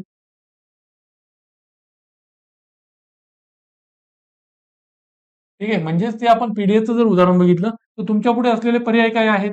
की त्या महिलेला काय म्हणूयात, की तुमच्यापुढे असलेले पर्याय, त्या महिलेला ते राशन नाकारणं असेल, त्या महिलेला ते राशन देणं असेल आणि त्यानंतर तिसरा पर्याय असू शकतो, की त्या महिलेचं जे काही राशन कार्ड, आधार कार्डला लिंक आहे किंवा त्याची जी काही दस्तऐवज, जे डॉक्युमेंट्स कमी आहेत, ते आपल्याला पूर्ण कसं करता येतील यासंबंधी इतर अधिकाऱ्यांना तशा सूचना करणं, त्या वृद्ध महिलेची डॉक्युमेंटेशनचं काम पूर्ण करून घेणं आणि त्याच वेळेस तिला तात्पुरत्या स्वरूपात धान्याची मदत करणं. मात्र लॉंग टर्म मध्ये आपल्याला सोल्युशन पाहिजे असेल तर त्यासाठी त्या महिलेचं डॉक्युमेंटेशन प्रॉपर करून घेणं आणि तिला नियमितपणे ते राशन कसं मिळेल ते सुनिश्चित करणं हा तुमचा तिसरा पर्याय असू शकतो. म्हणजे तुमच्यापुढे हे 3 पर्याय आहेत. मग त्यातून तुम्ही तिसऱ्या पर्यायाची निवड करा आणि का करा? पहिला पर्याय जर तुम्ही निवडला की ते तुम्ही नाकारत आहात राशन म्हणजेच तुम्ही करुण्याच्या मूल्याचं उल्लंघन करत आहात आणि वस्तुनिष्ठतेच्या मूल्याचं पालन करत आहात. बरोबर? तुम्ही राशन देत आहात म्हणजे कागदपत्रांची पूर्तता न करता. मग अशा वेळेस तुम्ही करुणेच्या मूल्याचं पालन करत आहात मात्र वस्तुनिष्ठतेच्या नियमांचं पालन करत नाहीत. ठीक आहे. म्हणजेच हे गुण आणि दोष आपण मांडू शकतो. आता तिसऱ्या पर्यायामध्ये तुम्ही सर्वंकष स्वरूपाचा विचार करत आहात की त्या वृद्ध महिलेची गरजही पूर्ण झाली पाहिजे आणि दुसऱ्या बाजूला सरकारचे जे नियम आहेत त्यांचं देखील पालन झालं पाहिजे. म्हणजे वस्तुनिष्ठता आणि करुणा या दोन्ही मूल्यांना तुम्ही अपहोल्ड करणारा पर्याय निवडत आहात. ठीक आहे, क्लिअर आहे? म्हणजे या बाबतीत तुम्हाला विचार करायचा आहे की तुमच्या पुढे कोणते पर्याय उपलब्ध आहेत. ठीक आहे. त्यानंतर दुसरा महत्वाचा बाब राहते तो म्हणजे त्या प्रत्येक पर्यायाचे गुण आणि दोष काय आहेत. त्या प्रत्येक पर्यायाचे गुण आणि दोष त्याला फायदे तोटे असं देखील म्हणतात की हा जो पहिला पर्याय आहे त्याचे गुण काय असणार आहेत काय असणार आहे वस्तुनिष्ठतेचं पालन मात्र दोष काय असणार आहे की करुणेचं उल्लंघन. बरोबर? मग या बाबतीमध्ये तुम्हाला प्रत्येक पर्यायाचे गुण आणि दोष माहीत असलं गरजेचं आहे. म्हणजेच काय तुमच्या पर्यायांचं परिणाम काय आहेत की तुम्ही पहिला पर्याय निवडला तर काय परिणाम होतील दुसरा पर्याय निवडला तर काय परिणाम होतील तिसरा पर्याय निवडला तर काय परिणाम होतील हे तुम्ही बघितलं पाहिजे किंवा ते तुम्ही मांडलं पाहिजे. म्हणजे केस स्टडी लिहित असताना आपण पर्याय सांगणार त्यानंतर त्या पर्यायाचे गुण आणि दोष आपण सांगत असतो. ठीक आहे. त्यानंतर तिसरा महत्वाचा घटक असतो की तुमच्या निर्णयामुळे प्रभावित होणारे भागधारक काय आहेत की त्यातले स्टेक होल्डर्स काय आहेत. आपण केस स्टडी लिहित असताना काही वेळेस काही केस स्टडीची सुरुवात ही भागधारक मांडून करतो की या केसमध्ये कोण कोण इन्व्हॉल्ड आहे कोणाकोणाचे हित प्रभावित होणार आहेत या गोष्टी आपण मांडत असतो त्यालाच आपण भागधारक असं म्हणतो. मग या गोष्टी तुम्हाला माहित असणं गरजेचं आहे की निर्णयामुळे प्रभावित होणारे भागधारक कोण आहेत ते तुम्हाला ओळखता यायला हवेत. मग त्याच्यामध्ये पुन्हा तेच आहे की या भागधारकांमधील की कोणत्या पर्यायामुळं तुम्ही कोणता पर्याय किंवा कोणती कृती निवडल्यामुळं फायदा ह्या भागधारकांमध्ये कोणाला फायदा होणार आहे कोणत्या कृती किंवा पर्यायामुळं कोणाला फायदा आणि कोणाला तोटा होणार आहे हे तुम्ही ओळखणं गरजेचं आहे. त्यानंतर ही पहिली कृती निवडली तर या अमक्या अमक्याला फायदा होणार आहे दुसरी कृती निवडली तर तमक्या तमक्याला फायदा होणार आहे मात्र अमक्या अमक्याचं नुकसान होणार आहे. या गोष्टी तुम्हाला मांडायच्या आहेत. ठीक आहे. त्यानंतर तुम्ही दुसरा एक याच्या संदर्भातला दृष्टिकोन विचारात घ्याल की हे भागधारक आणि हे पर्याय यांचे गुणदोष बघून तुम्ही निवडलेल्या कृतीचे किंवा या सर्व पर्यायांचे अल्पकालीन आणि दीर्घकालीन परिणाम काय आहेत आणि कोणावर अल्पकालीन आणि दीर्घकालीन परिणाम शॉर्ट टर्म मध्ये आणि लॉंग टर्म मध्ये त्याचे इफेक्ट काय आहेत. ठीक आहे. ही बाब तुम्ही विचारात घेणं गरजेचं आहे. त्यानंतर की पहिला पर्याय निवडला तर यामुळे होणारे फायदे किती आहेत आणि नुकसान किती आहे त्याचं गुणोत्तर काय आहे. त्यानंतर दुसरा पर्यायामुळे होणारे फायदे आणि तोटे यांचं गुणोत्तर काय आहे हे तुम्ही विचारात घेतलं पाहिजे की ज्या पर्यायातून जास्तीत जास्त फायदे साध्य होतील आणि कमीत कमी नुकसान होईल असाच पर्याय तुम्ही निवडला पाहिजे.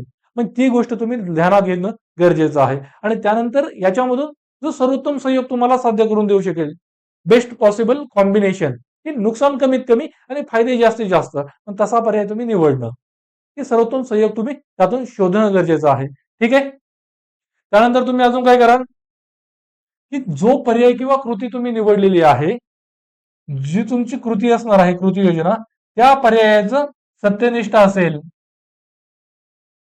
करुणा असेल किंवा रास्तपणा असेल फेअरनेस या तत्वांच्या आधारे तुम्ही मूल्यांकन कराल म्हणजे त्या पर्यायाला तपासाल की तो पर्याय ही जी काही महत्वाची असलेली मूल्य आहेत त्यांचं पालन करणारा आहे की नाही का या महत्वाच्या मूल्यांमधील एखाद्या मूल्याचं उल्लंघन करत आहे ते उल्लंघन तुम्हाला होऊ द्यायचं नाहीये. तसं होत असेल तर तो पर्याय म्हणजे अजून दुसरा एखादा चांगला पर्याय आहे का तो बघणं की रास्तपणा असेल प्रामाणिकपणा सत्यनिष्ठ असेल या मूल्यांचं उल्लंघन होता कामा नये. ठीक आहे.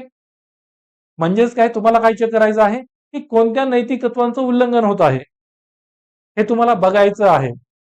ठीक आहे. आणि त्यानंतर ज्या नैतिक तत्वांचं, ज्या मूल्यांचं उल्लंघन होत आहे, त्यातल्या मूल्यांचं तुम्हाला एक प्राधान्यक्रम ठरवायचा आहे, की माझी प्रायोरिटी ही असेल, की सगळ्यात जास्त महत्वाचं सत्यनिष्ठेचं मूल्य आहे. मग सत्यनिष्ठेचं उल्लंघन अजिबात होता कामा नये. राष्ट्रपणा मूल्य आहे किंवा नैसर्गिक न्याय, की कोणावरही उगीचच विनाकारण एखाद्याला तोटा सहन करावा लागू नये, हे तुमचं मूल्य असू शकतं. करुणा हे मूल्य असू शकतं, की कमजोर समूहाप्रती काय म्हणूया, की तुमचा करुणेचा भाव असणं गरजेचं आहे. मग ह्या तुम्ही प्रायोरिटी ठरवा आणि त्यानंतर ठरवा, की सगळ्यात महत्वाचं हे मूल्य, ह्याचं उल्लंघन होऊच द्यायचं नाहीये. मग त्यानुसार तुम्ही तुमच्या पर्यायांकडे जावा, की या पर्यायामुळे खालच्या कमी असलेल्या महत्वाचं उल्लंघन होत आहे, मात्र वरती महत्वाच्या असणाऱ्या मूल्ये ती अपहोल्ड केली जात आहेत. मग अशा वेळेस तुम्ही त्या पर्यायाकडे जाऊ शकता. म्हणजेच तुम्हाला तुमच्या व्हॅल्यूजचा, तुमच्या प्रिन्सिपल्स, तुमच्या तत्वांचा प्राधान्यक्रम ठरवावा लागणार आहे. ठीक आहे, तो तुम्ही ठरवाल. त्यानंतर अजून काय म्हणू शकतो आपण, की त्यानुसार आता तुम्ही मूल्यांचा प्राधान्यक्रम ठरवला, त्यानुसार तुमची कृती तुम्ही निवडली, तुम्ही तुमचा पर्याय दिला, की या पर्यायानुसार माझी कृती असेल. ठीक आहे. त्यानंतर तुम्ही ती कृती, तो पर्याय का असेल, ह्या गोष्टी तुम्हाला मांडायच्या आहेतच. मात्र त्यानंतर तुम्ही ही जी काही एथिकल डिलेमा आहे, कोर, जो बेसिकली उत्पन्न कशामुळे झाला आहे, ठीक आहे, तो तुम्ही समजून घेणं, की तो नैतिक दुविधा उद्भवण्याचं मूळ कारण काय आहे आणि ते मूळ कारण हटविण्यासाठी तुम्हाला उपाययोजना द्यायची आहे. ठीक आहे. काय म्हणू शकता, तुम्हाला उपाययोजना द्यायची आहे, की ती नैतिक दुविधा उद्भवलीच कशामुळं, मग ती भविष्यामध्ये उद्भवू नये यासाठी त्या नियमांमध्ये म्हणा, सिस्टीममध्ये म्हणा, ज्या काही कमी आहेत त्या भरून काढायच्या आहेत. समजा एखादी नैतिक दुविधा उद्भवली, तुम्हाला काहीतरी सिस्टीममध्ये काहीतरी लॅकिंग आहे, अशा वेळेस नियमांमध्ये काहीतरी कमी आहे, अशा वेळेस तुम्ही सत्यनिष्ठ अधिकारी आहात, त्यावेळेस तुम्ही त्या नैतिक दुविधेला व्यवस्थितरित्या त्यातून मार्ग काढाल आणि समाजाच्या कल्याणासाठी जे हितकारक आहे त्या गोष्टी तुम्ही कराल. मात्र त्याच ऐवजी त्याच वेळेस तिथंच दुसरा एखादा अप्रामाणिक अधिकारी असला असता तुमच्या ऐवजी, तर तो त्या व्यवस्थेतील किंवा त्या नियमांतील ज्या पळवाट आहेत त्याचा वापर करून, त्या लूपहोलचा वापर करून तो स्वतःचं हित कसं साधलं जाईल याचा विचार करणार आहे. म्हणजेच तुम्हाला ती जी काही नियमांची जी पळवाट आहे त्या व्यवस्थेतली कमीपणा, तो तुम्हाला भरून काढायचा आहे. म्हणजेच नैतिक दुविधा नेमकी उद्भवली कशामुळे आहे हे तुम्हाला ओळखायचं आहे आणि त्याच्यावरती तुम्हाला विश्लेषण करून तुम्हाला त्याच्यावरती एक कायमस्वरूपी तोडगा काढायचा आहे, उपाययोजना करायची आहे, की जेणेकरून ही नैतिक दुविधा उद्भवू नये आणि उद्भवली तरी त्याचा योग्य रीतीनेच त्याचं काय म्हणतात तिला हाताळलं जाणं गरजेचं आहे त्या दृष्टीनं. ठीक आहे. आणि त्यामुळं तुम्ही त्या दृष्टीनं उपाययोजना कराल. त्यातही तुमच्या उपाययोजना पुन्हा दोन स्वरूपाच्या असू शकतात, की शॉर्ट टर्म मध्ये तुम्ही काय कराल, लॉंग टर्म मध्ये की जो सस्टेनेबल असेल त्या स्वरूपात तुम्ही काय कराल हे तुम्हाला मांडायचं आहे. ठीक आहे. या स्वरूपानं आपल्याला एथिकल जे डिलेमांस असतात ते सोडवायचे असतात. मग हे एथिकल डिलेमा सोडवत असताना किंवा ह्या नैतिक दुविधेच्या परिस्थितीमध्ये की दोन्ही बाबी योग्य आहेत, दोन्ही पर्याय, दोन्ही कृती ह्या योग्य आहेत एथिकली, लीगली. मग अशा वेळेस तुम्ही कोणता पर्याय निवडणार आहात? तर त्यासाठी तुम्ही काही तत्वांचा आधार घेऊ शकता. तर आपण सहाय्यकारी साधनं म्हणूयात. तुम्हाला मदतीला येऊ शकतील अशी साधनं काय आहेत?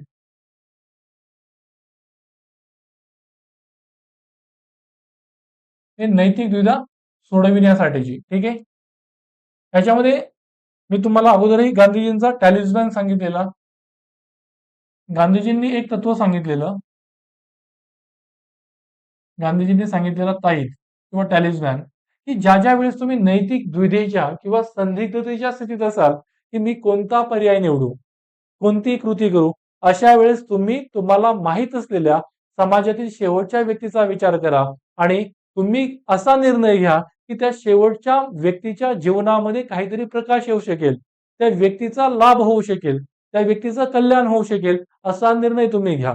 ज्यावेळेस तुम्ही नैतिक द्विधा किंवा संदिग्धतेच्या स्थितीत असाल, मग त्यावेळेस ज्यावेळेस तुम्ही नैतिक दुविधेमध्ये अडकला आहात, त्यावेळेस तुम्ही या बाबीचा विचार करा आणि यानुसार तुमचा निर्णय घेऊ शकता. क्लिअर? सॉरी. त्यानंतर की तुम्ही ज्या पदावरती काम करत आहात, ज्या क्षेत्रामध्ये तुम्ही आहात, त्या क्षेत्रासंबंधीची काही डूज अँड डोंट्स असतात किंवा काही एथिकल प्रिन्सिपल्स असतात. म्हणजे तुमची आचारसंहिता असेल, कोड ऑफ कंडक्ट, आचारसंहिता आणि दुसऱ्या बाजूला असते ती म्हणजे नीतितत्व संहिता, म्हणजे कोड ऑफ एथिक्स. या गोष्टी आपण पुढे पाहणारच आहोत या चॅप्टरमध्ये. आचारसंहितेमध्ये तुमच्या डूज आणि डोंट्स दिलेले असतात, काय करावं आणि काय करू नये. आणि नीतितत्व संहितामध्ये तुमचं म्हणजे जनरल एक प्रिन्सिपल असं सामान्य तत्व की तुमचं वर्तन तुमची कृती कशा स्वरूपाची असली पाहिजे, एक आदर्श स्वरूपात काही प्रिन्सिपल दिलेले असतात तत्व. मग ह्या बाबी मग या बाबींना तुम्ही विचारात घ्यावं की माझ्या कोड ऑफ कंडक्ट किंवा कोड ऑफ एथिक्स मध्ये काय आहे की त्यानुसार माझी कृती असली पाहिजे. बरोबर, त्यानुसार तुम्ही तुमचा निर्णय घेणार. तिसरी महत्वाची गोष्ट काय आहे की आपलं जे संविधान आहे त्या संविधानात उद्धृत असलेली जी मूल्य आहेत, संविधानातील मूल्य, संविधानाचे आदर्श, या बाबी तुम्ही विचारात घ्यावा. ठीक आहे, त्यानुसार तुमचा निर्णय किंवा तुमची कृती असायला हवी. अजून काय म्हणू शकता की तुम्ही व्यापक जनहित कशामुळे साध्य होणार आहे.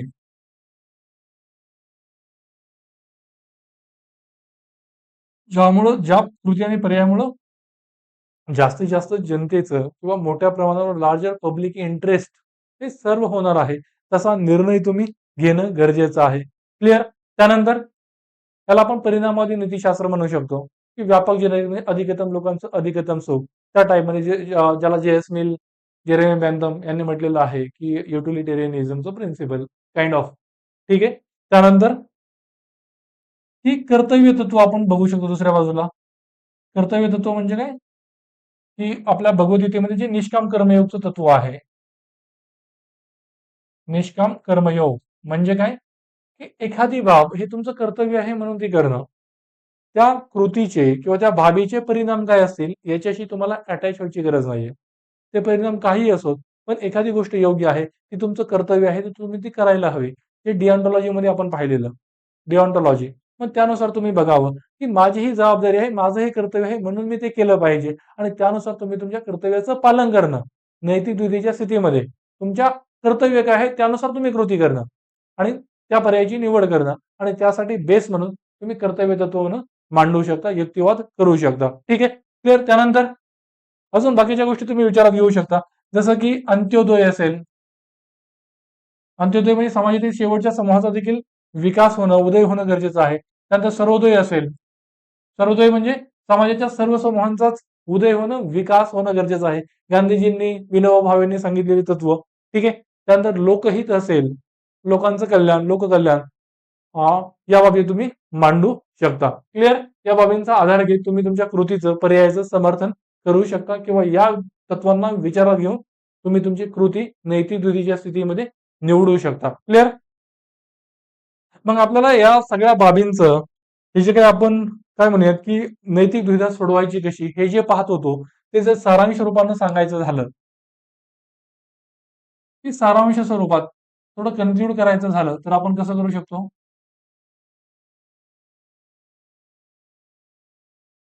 की त्या नैतिक दुविधेच्या परिस्थितीमध्ये तुमच्या पुढे असलेले पर्याय काय आहेत, पर्याय ओळखणे. हे 3-4 पर्याय माझ्या पुढे आहेत. दुसरं काय राहील की त्या पर्यायांचे गुणदोष काय आहेत हे तुम्हाला मांडायचं राहते. म्हणजे त्या पर्यायांचे काय परिणाम तुम्हाला ओळखायचे आहेत. त्यानंतर त्या कृतीमध्ये किंवा त्या परिणामामध्ये त्या केसमध्ये असलेले भागधारक कोण आहेत हे तुम्हाला ओळखायचं आहे. बरोबर. Stakeholders identify. भागधारक ओळखणं की भागधारक काय आहेत. त्यानंतर कृतींचे गुण, त्या पर्यायांचे कृतींचे गुणदोष तुम्ही बघितले, भागधारक बघितले. त्यानंतर तुम्हाला त्या पर्यायांचं, कृतींचं काही तत्व, मूल्य यांच्या आधारे विश्लेषण करायचं आहे. त्या कृतीचं तत्वांच्या आधारे विश्लेषण. ठीक आहे. आणि त्यानंतर हे विश्लेषण काय आहे की कोणत्या कृतीचं पालन केल्यामुळे कोणत्या तत्वाला आपण अपहोल्ड करत आहोत आणि कोणत्या तत्वाचं उल्लंघन करत आहोत, कोणतं तत्व डावललं जात आहे हे आपल्याला बघायचं आहे. त्यानंतर तुम्ही मूल्यांचा प्राधान्य, मूल्य किंवा ही जी काही तत्व आहेत त्यांचं प्राधान्यक्रम ठरवाल. प्रायोरिटी. हे खूप, एखादं मूल्य हे खूपच जास्त महत्वाचं आहे. जसं की ह्युमन डिग्निटी, मानवी प्रतिष्ठा, हे खूपच महत्वाचं आहे. त्याचं उल्लंघन कोणत्याही स्वरूपात होता कामा नये. सत्यनिष्ठा हे मूल्य खूपच महत्वाचं आहे. मग हा एक क्रम ठरवा आणि त्यानुसार मग तुमचा पर्याय निवडाल की यात 2 अतिशय महत्वाच्या असलेल्या तत्वांचं उल्लंघन न करणारा हा पर्याय आहे. मग अशा वेळेस त्या पर्यायाचं त्या पर्यायानुसार कृती करेल असा तुम्ही युक्तिवाद करू शकता. आणि त्यानंतर की ही जी काही दुविधा आहे ह्या दुविधेला कारणीभूत ठरलेली परिस्थिती काय आहे त्यावरती उपाययोजना तुम्ही काढणं, शॉर्ट टर्म मध्ये आणि लॉंग टर्म मध्ये. ठीक आहे. अल्पकाळात तुम्ही काय कराल, दीर्घकाळात ती गोष्ट रुजविण्यासाठी किंवा ती नैतिक दुविधा न उद्भवण्यासाठी तुम्ही काय कराल, या गोष्टींच्या दृष्टीनं तुम्हाला तुमच्या केस स्टडीच्या बाबी मांडायच्या असतात. क्लिअर? केस स्टडीमध्ये पुन्हा आपण याच गोष्टी बघणार आहोत प्रॅक्टिकल लेवलला अगदी. क्लिअर आहे? आपण याच्यामध्ये काय काय अभ्यासलं?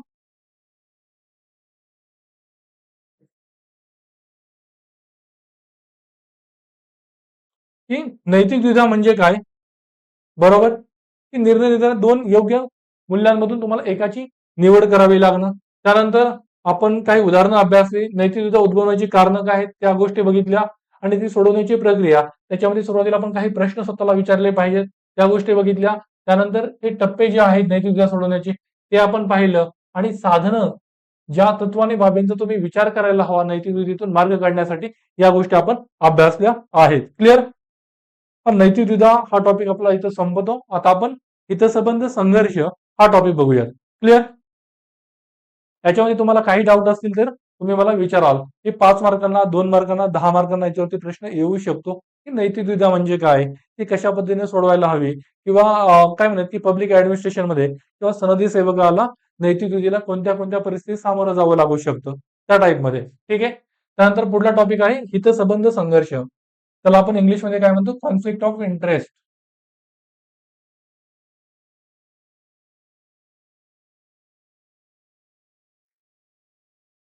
Conflict of interest. मग हितसंबंध संघर्ष म्हणजे काय? की तुमचं व्यक्तिगत किंवा वैयक्तिक हित, खाजगी हित किंवा असं म्हणू शकतो आपण, की सनदी सेवकाचं वैयक्तिक, पर्सनल किंवा इंडिव्हिज्युअल, वैयक्तिक किंवा खाजगी हित हे सार्वजनिक हिताच्या आड येणे.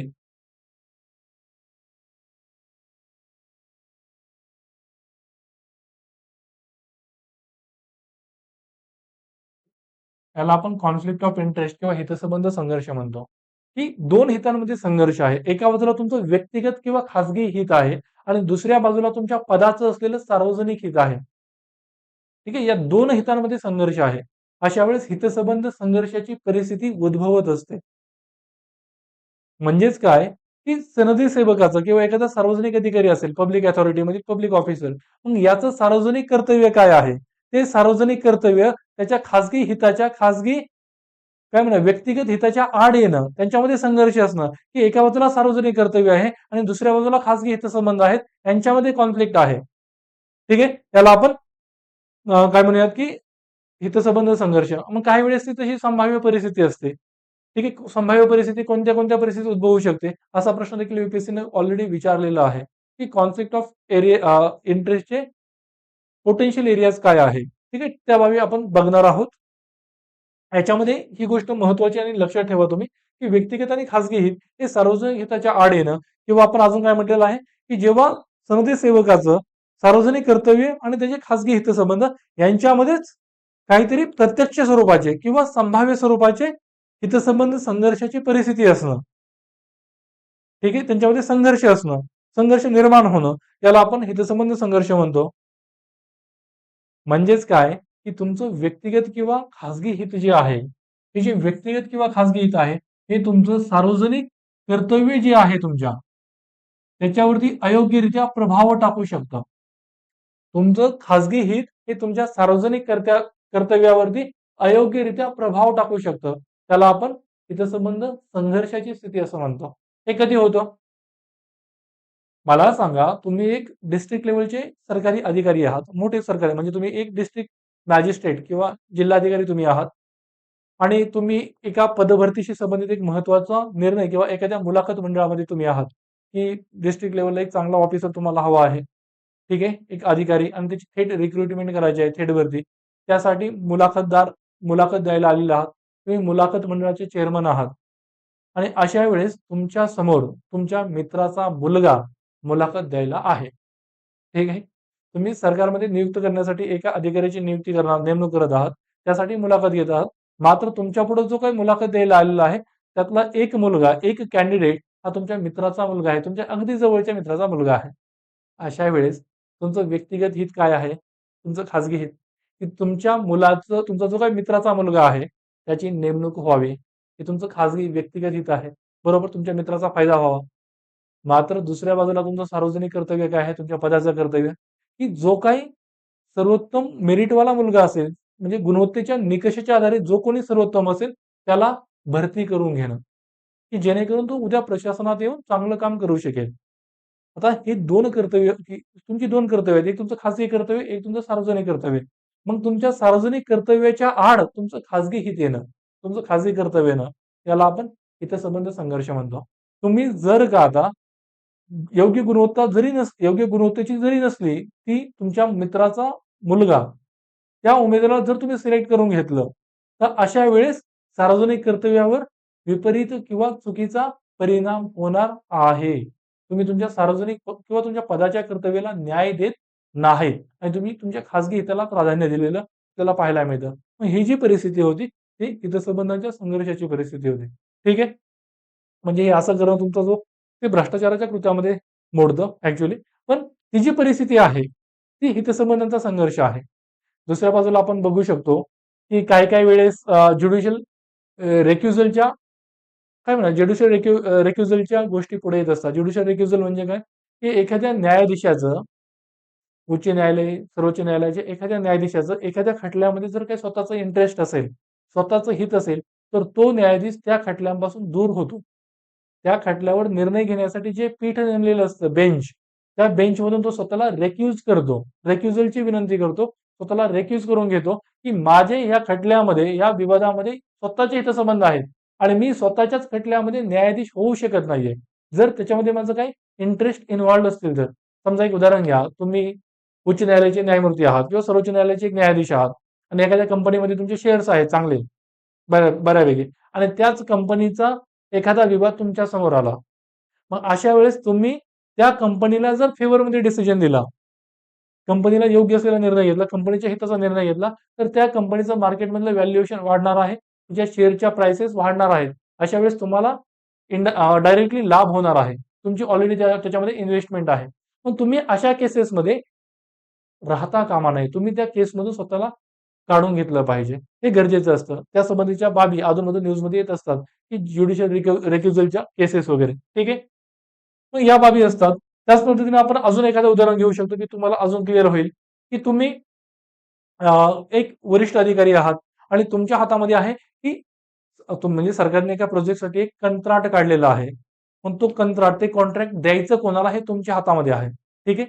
आणि अशा वेळेस त्या कंत्राटासाठी टेंडर भरणारा, टेंडर भरणं म्हणजे बऱ्याच जणांनी टेंडर भरलेलं आहे आणि त्या टेंडर भरणाऱ्यांमध्ये एक तुमचा मित्र आहे.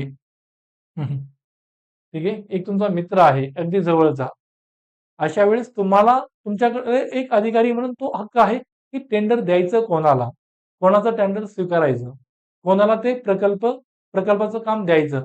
अशा वेळेस मित्र असेल तर तुमचं व्यक्तिगत खाजगी हित काय सांगतं, तुमच्या मित्राला ते टेंडर मिळावं. आणि दुसऱ्या बाजूला तुमचं पदाचं कर्तव्य, सार्वजनिक कर्तव्य काय सांगतं किंवा सार्वजनिक हित काय सांगतं, की जो काही सर्वाधिक कार्यक्षम अशी काय म्हणूयात, की बिडिंग लावणार आहे, जो सर्वाधिक चांगलं असं टेंडर भरत आहे, अर्ज करत आहे, त्या व्यक्तीला ते टेंडर दिलं जावं. जो सर्वाधिक कार्यक्षम असणार आहे, जे सर्वाधिक कार्यक्षम टेंडर असणार आहे, की कमीत कमीत खर्चात आणि जास्तीत जास्त चांगलं काम करणारा जो कोणी असेल त्याला काम मिळावं. मग याच्यामध्ये तुमचा मित्र जर चांगलं काम किंवा म्हणजे गुणवत्तेच्या निकषाच्या आधारे ठरत नसेल, म्हणजे इथं वाव आहे ना शेवटी, की तुम्ही खरंच ते टेंडर तुमच्या मित्राला सार्वजनिक कर्तव्यातून दिलेलं आहे, की म्हणजे कार्यक्षमतेच्या दृष्टीने योग्य आहे म्हणून दिलेलं आहे, की तुमचं खाजगी हित आहे, की तुमचा मित्र आहे तो पुढे गेला पाहिजे, त्याला ते काम मिळालं पाहिजे, असं जर तुम्हाला वाटत असेल आणि त्यातून जर तुम्ही तुमच्या मित्राची निवड केली असेल, म्हणजे हे कळायला वाव नाहीये ना. मग अशा वेळेस तुमच्या पुढे हितसंबंधांचा संघर्ष उभा झालेला आहे, की तुमचं खाजगी हित आणि तुमचं सार्वजनिक कर्तव्य हे एकमेकांशी संघर्ष होत कॉन्फ्लिक्टिंग सिच्युएशन मध्ये आहे. ठीक आहे? याला आपण हितसंबंधांचा संघर्ष असं म्हणतो. तुम्हाला क्लिअर झाल्या असतील गोष्टी. या गोष्टी सगळ्या नोट्समध्ये दिलेल्या आहेत. म्हणजेच काय, की याचा बेस म्हणून आपण काय म्हणू शकतो, की नैसर्गिक न्यायाचं एक तत्व असतं, की तुम्ही स्वतःच्या खटल्यात जी दोन महत्वाच्या बाबी आहेत, की ज्या अधूनमधून वर्तमानपत्रातून तुम्हाला एडिटोरियल्स मध्ये वाचायला भेटतात, की तुम्ही स्वतःच्या खटल्यात न्यायाधीश असू शकत नाहीत.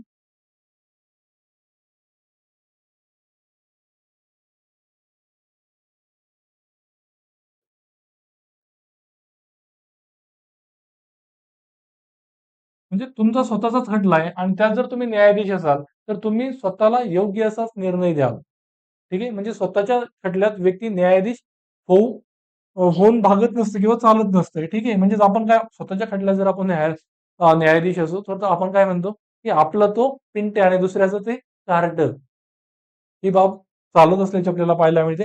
आणि दुसऱ्या बाजूला अजून एक महत्त्वाचं तत्व असतं, की न्याय हा केवळ होऊन चालत नाही.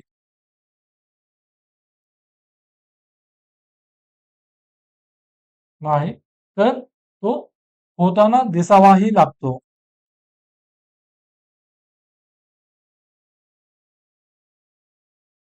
द हिंदूच्या एडिटोरियल आर्टिकल्समध्ये तुम्हाला अशा बाबी दिसतील, की एकतर तुम्ही स्वतःच्या खटल्यात न्यायाधीश होऊ शकत नाहीत, असू शकत नाहीत आणि दुसऱ्या बाजूला न्याय हा केवळ होऊन चालत नाही, तर तो होताना दिसावाही लागतो. की एखादा समाजसेवक असं म्हणू शकतो, की मी प्रामाणिकपणानं कृत्य करेल. त्यानं त्याचा हितसंबंधाचा संघर्ष जाहीर केला, तरीही तो त्या गोष्टीवरती राहिला त्या परिस्थितीमध्ये आणि त्यावेळेस तो म्हणेल, की मी माझ्या म्हणजे की वस्तुनिष्ठपणे मी निर्णय घेत आहे. मग अशा वेळेस आपण त्याच्यावरती विश्वास ठेवू शकतो का? शेवटी ॲट द एंड जो न्याय होता म्हणजे न्याय जरी झाला, तरी तो होताना सुद्धा दिसावा लागतो.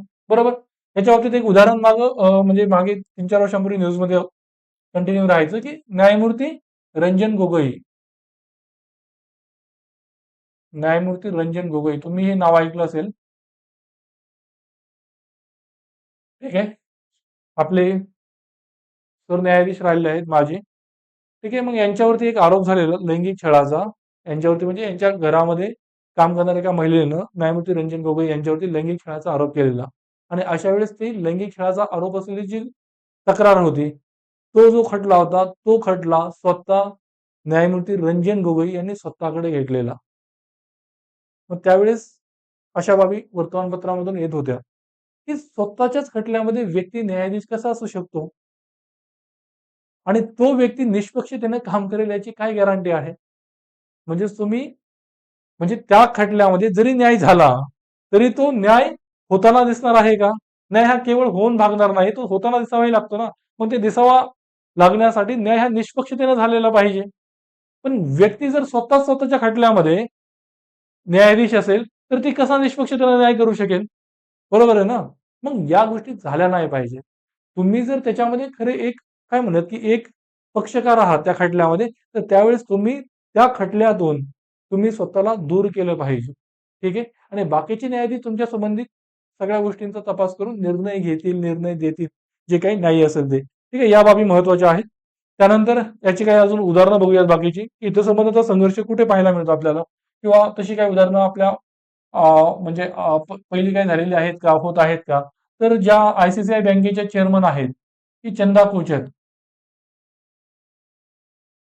या आय-सी-सी-आय बँकेच्या चेअरमन होत्या आणि त्यावेळेस त्यांचे जे पती होते ते काय म्हणतात हिडिओन कंपनीचे मला हिडिओकॉन का काहीतरी कंपनीचे ते एक महत्त्वाचे अधिकारी होते आणि त्यावेळेस या आय-सी-सी-आय बँकेच्या चेअरमन असलेल्या चंदा कोचर यांनी त्या कंपनीला मोठी कर्ज देऊ केलेली. मग आता पतीच्या कंपनीला त्या कर्ज देत आहेत.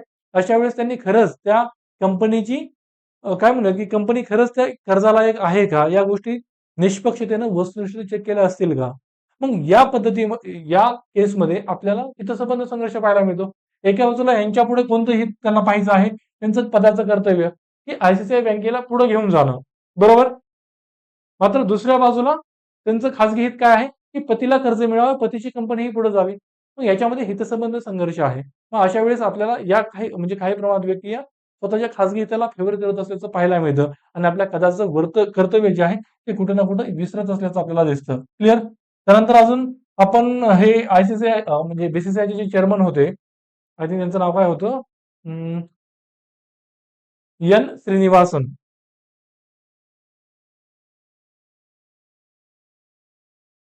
एन श्रीनिवासन हे बी-सी-सी-आयचे चेअरमन होते आणि त्याच वेळेस ते सी-एस-के चेन्नई सुपर किंग्सचे मालक देखील होते. ठीक आहे. सी-एस-के वरती काही वर्ष म्हणजे बंदी सुद्धा आलेली. तुम्हाला माहीत असतील या गोष्टी चेन्नई सुपर किंग्स वरती. म्हणजे या गोष्टी झालेल्या की एन श्रीनिवासन हे बीसीसीआयचे चेअरमन आहेत आणि सीएसकेचे देखील मालक आहेत, चेन्नई सुपर किंग्स या आयपीएल संघाचे मालक आहेत. मग अशा वेळेस ते सीएसकेला फेवर करतील ना बीसीसीआयचे अध्यक्ष म्हणून. मग हा हितसंबंधाचा संघर्ष आहे ना, की तुमचं इंटरेस्ट कशामध्ये तरी इन्व्हॉल्व्ड आहे आणि त्याच वेळेस तुमच्या त्या संबंधीचा निर्णय घेण्याचा अधिकार आहे इतरांच्या कॉम्पिटिशनमध्ये. मग अशा वेळेस तुमची कृती ही न्याय्य असेल हे कशावरून? म्हणजेच अशा वेळेस व्यक्तीच्या पुढे हितसंबंधांचा संघर्ष उभा राहत असतो. ठीक आहे. आणि बाकीची उदाहरण आपण बघितली की रंजन गोगोई यांचं तुम्हाला सांगितलं मी ऑलरेडी. या बाबी आहेत. मग हे जे काही हितसंबंध संघर्ष आहेत त्याचे प्रकार आपण काय बघू शकतो का? की या हितसंबंध संघर्षाचे प्रकार कोणत्या स्वरूपात आपल्याला तो पाहायला मिळतो?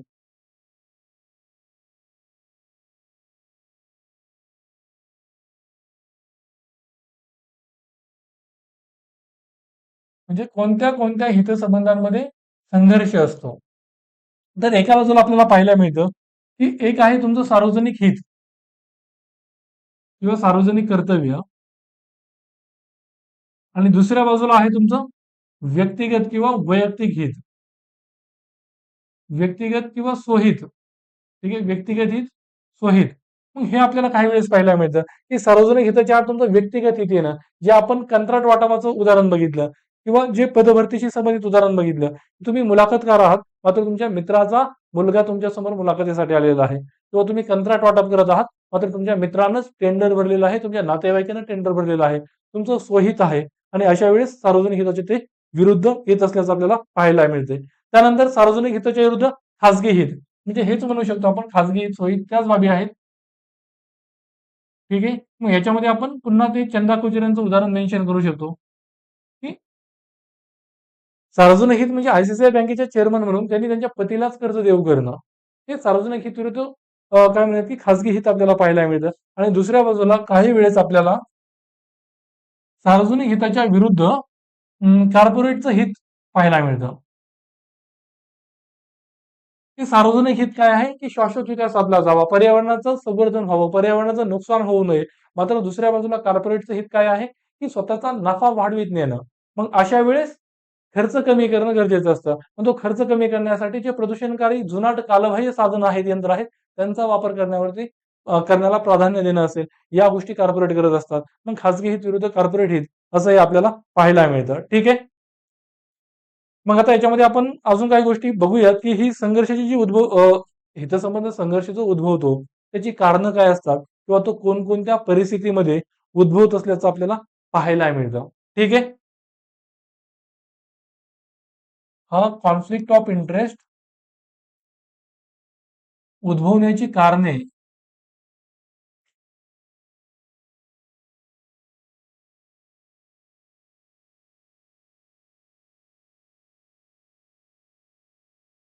कारणे आणि परिस्थिती काय आहे? कारण काय आहेत की म्हणजे व्यक्तीची काही ना काही खाजगी जबाबदारी असते, व्यक्तिगत वैयक्तिक जबाबदारी असते आणि त्याच वेळेस तिची सार्वजनिक जबाबदारी देखील आहे. सरकारमध्ये काम करते म्हटल्यावर. मग या दोन्ही जबाबदारींची सरमिसळ होणं, की या दोन्ही जबाबदारींची सरमिसळ होणं,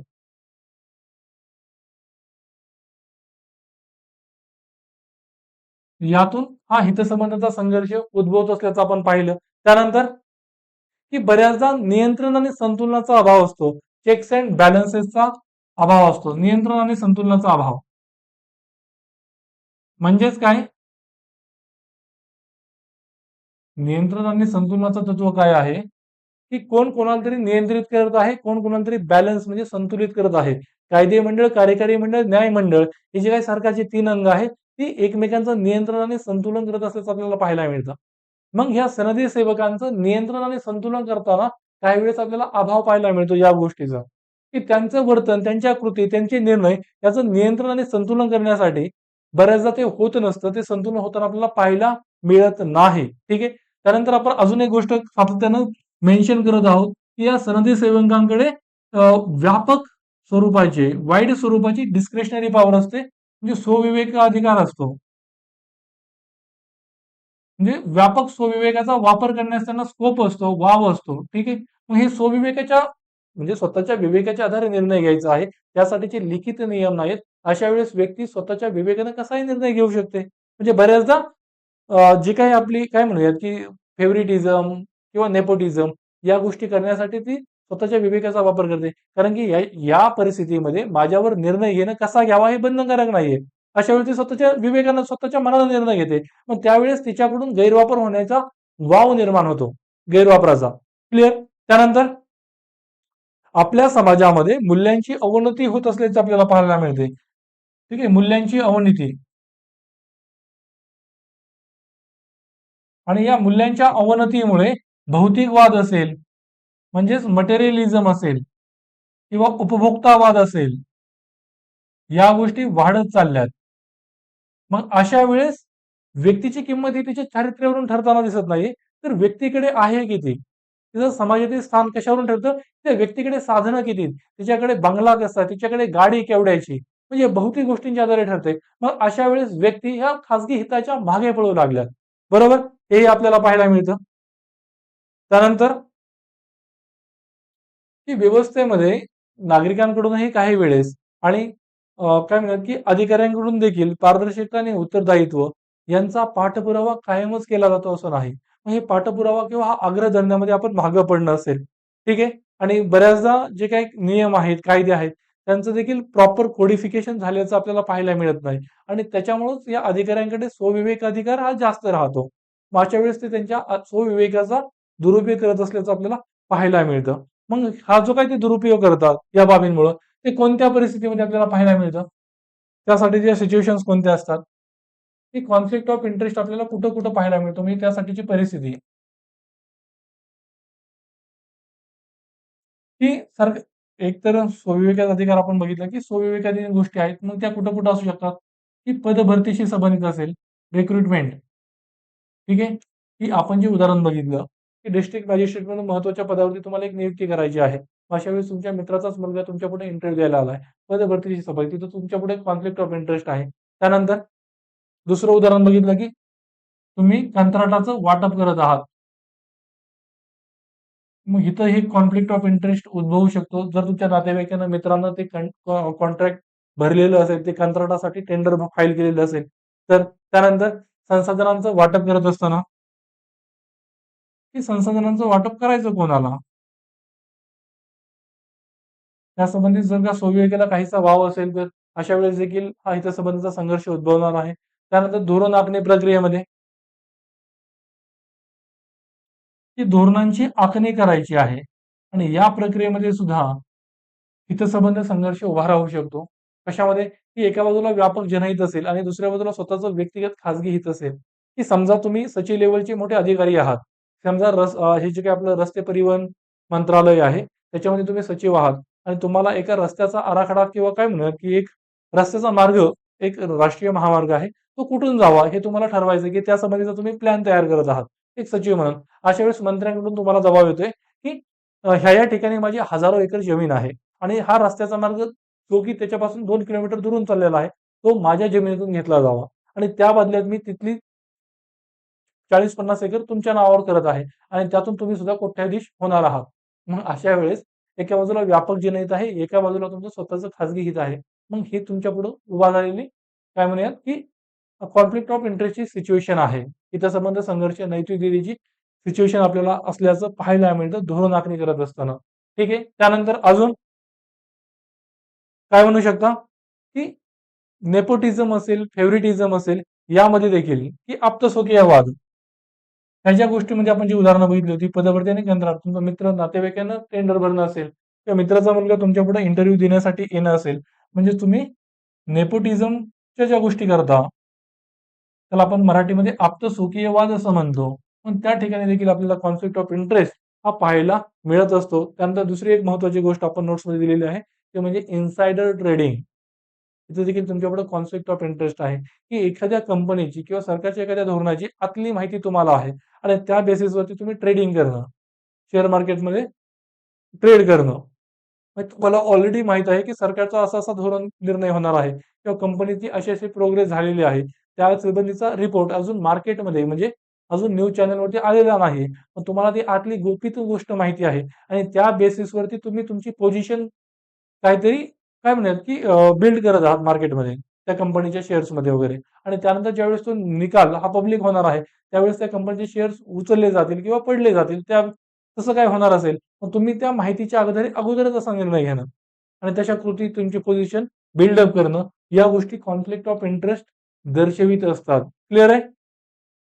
किंवा डॉक्टरांचं देखील आपण उदाहरण घेऊ शकतो, की डॉक्टरांचं कॉन्फ्लिक्ट ऑफ इंटरेस्ट, की डॉक्टरांचं एका बाजूला मत असू शकतं, की जेनेरिक औषधं मी लोकांना प्रिस्क्राईब करायला हवीत, जेनेरिक औषधं द्यायला हवीत, कारण की ते स्वस्त आहेत, सामान्य लोकांना परवडणारे आहेत. आणि दुसऱ्या बाजूला जे ब्रँडेड औषधं आहेत, त्या औषधांचे म्हणजे त्या औषध कंपन्या या डॉक्टरांनी जर त्या कंपनीचं ब्रँडेड औषध प्रिस्क्रिप्शन मध्ये देत असतील, तर त्यांना काही भेटवस्तू देतात, त्यांना काही पैसे देतात. त्या स्वरूपाचं त्यांचं संगनमत त्या औषध कंपन्यांशी असेल. मग अशा वेळी डॉक्टर पुढे हा कॉन्फ्लिक्ट ऑफ इंटरेस्ट आहे, की एका बाजूला हे ब्रँडेड कंपन्या मला लाच, एक प्रकारची लाच आहे ना, चुकीच्या गोष्टीसाठी किंवा स्वतःच्या ब्रँडला प्रमोट करण्यासाठी, स्वतःची औषधं खपवण्यासाठी डॉक्टरला तसं सांगणं आणि डॉक्टरने ते पैसे घेणं, आणि दुसऱ्या बाजूला जेनेरिक औषधं त्या संबंधीची उपलब्ध असताना देखील डॉक्टरांनी ते प्रिस्क्राईब न करणं. हा एक कॉन्फ्लिक्ट ऑफ इंटरेस्ट आपल्याला पाहायला मिळतो. ठीक आहे. या कॉन्फ्लिक्ट ऑफ इंटरेस्टचे परिणाम काय होतात मग? हितसंबंध संबंध काय म्हणतात की हितसंबंध संघर्षाचे परिणाम,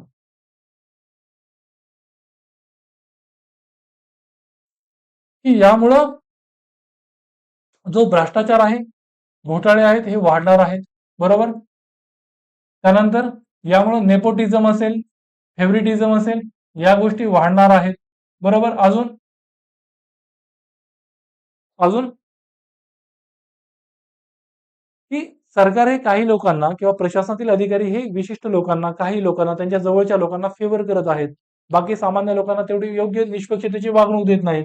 त्यावेळी लोकांचा सरकारवरील जो काही विश्वास आहे, नागरिकांचा सरकारवरील विश्वास हा ढासळणार आहे, कमी होणार आहे. त्यानंतर अजून काय म्हणू शकता, की यामुळे सरकारकडली जी काही संसाधनं आहेत त्यांचा वेस्टेज होणार आहे, सरकारच्या संसाधनांचा अपव्यय होणार आहे.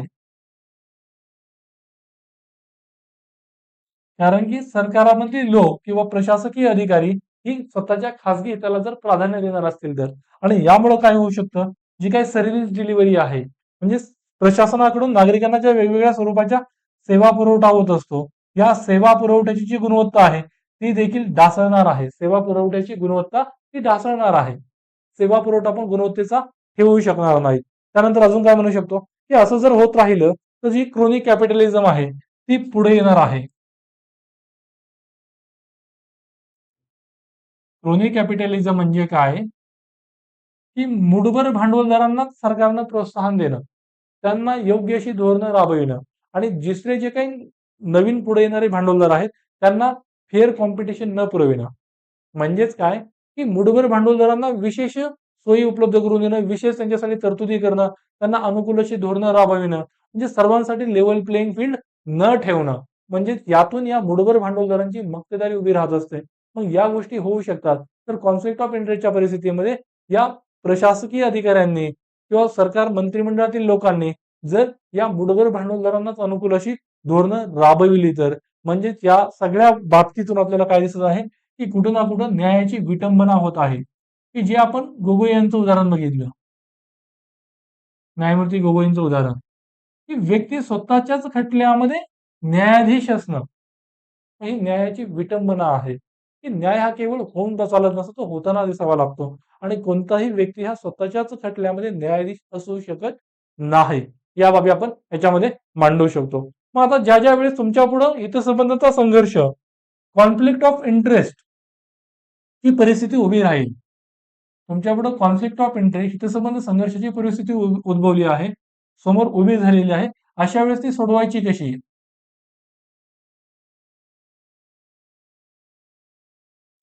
कॉन्फ्लिक्ट ऑफ इंटरेस्टची सिच्युएशन सोडवण्याची प्रक्रिया काय आहे? तर यामध्ये सर्वप्रथम तुम्ही की हितसंबंध संघर्ष, कॉन्फ्लिक्ट ऑफ इंटरेस्ट आहे हे जाहीर करायला हवं. हे जाहीर करणं, की माझ्यापुढे कॉन्फ्लिक्ट ऑफ इंटरेस्ट आहे, की ही जी काही केस आहे किंवा या केसमध्ये मी आहे, मात्र याच्यामध्ये माझं स्वतःचं खाजगी हित देखील इन्व्हॉल्ड आहे, आणि दुसऱ्या बाजूला मला सार्वजनिक पदाचं, सार्वजनिक लोकहिताचं कर्तव्य देखील पार पाडायचं आहे. मात्र ही दुविधा माझ्या समोर आहे. मग अशा परिस्थितीत तुम्ही काय केलं पाहिजे, की सुरुवातीला तुम्ही तो संघर्ष जाहीर करा.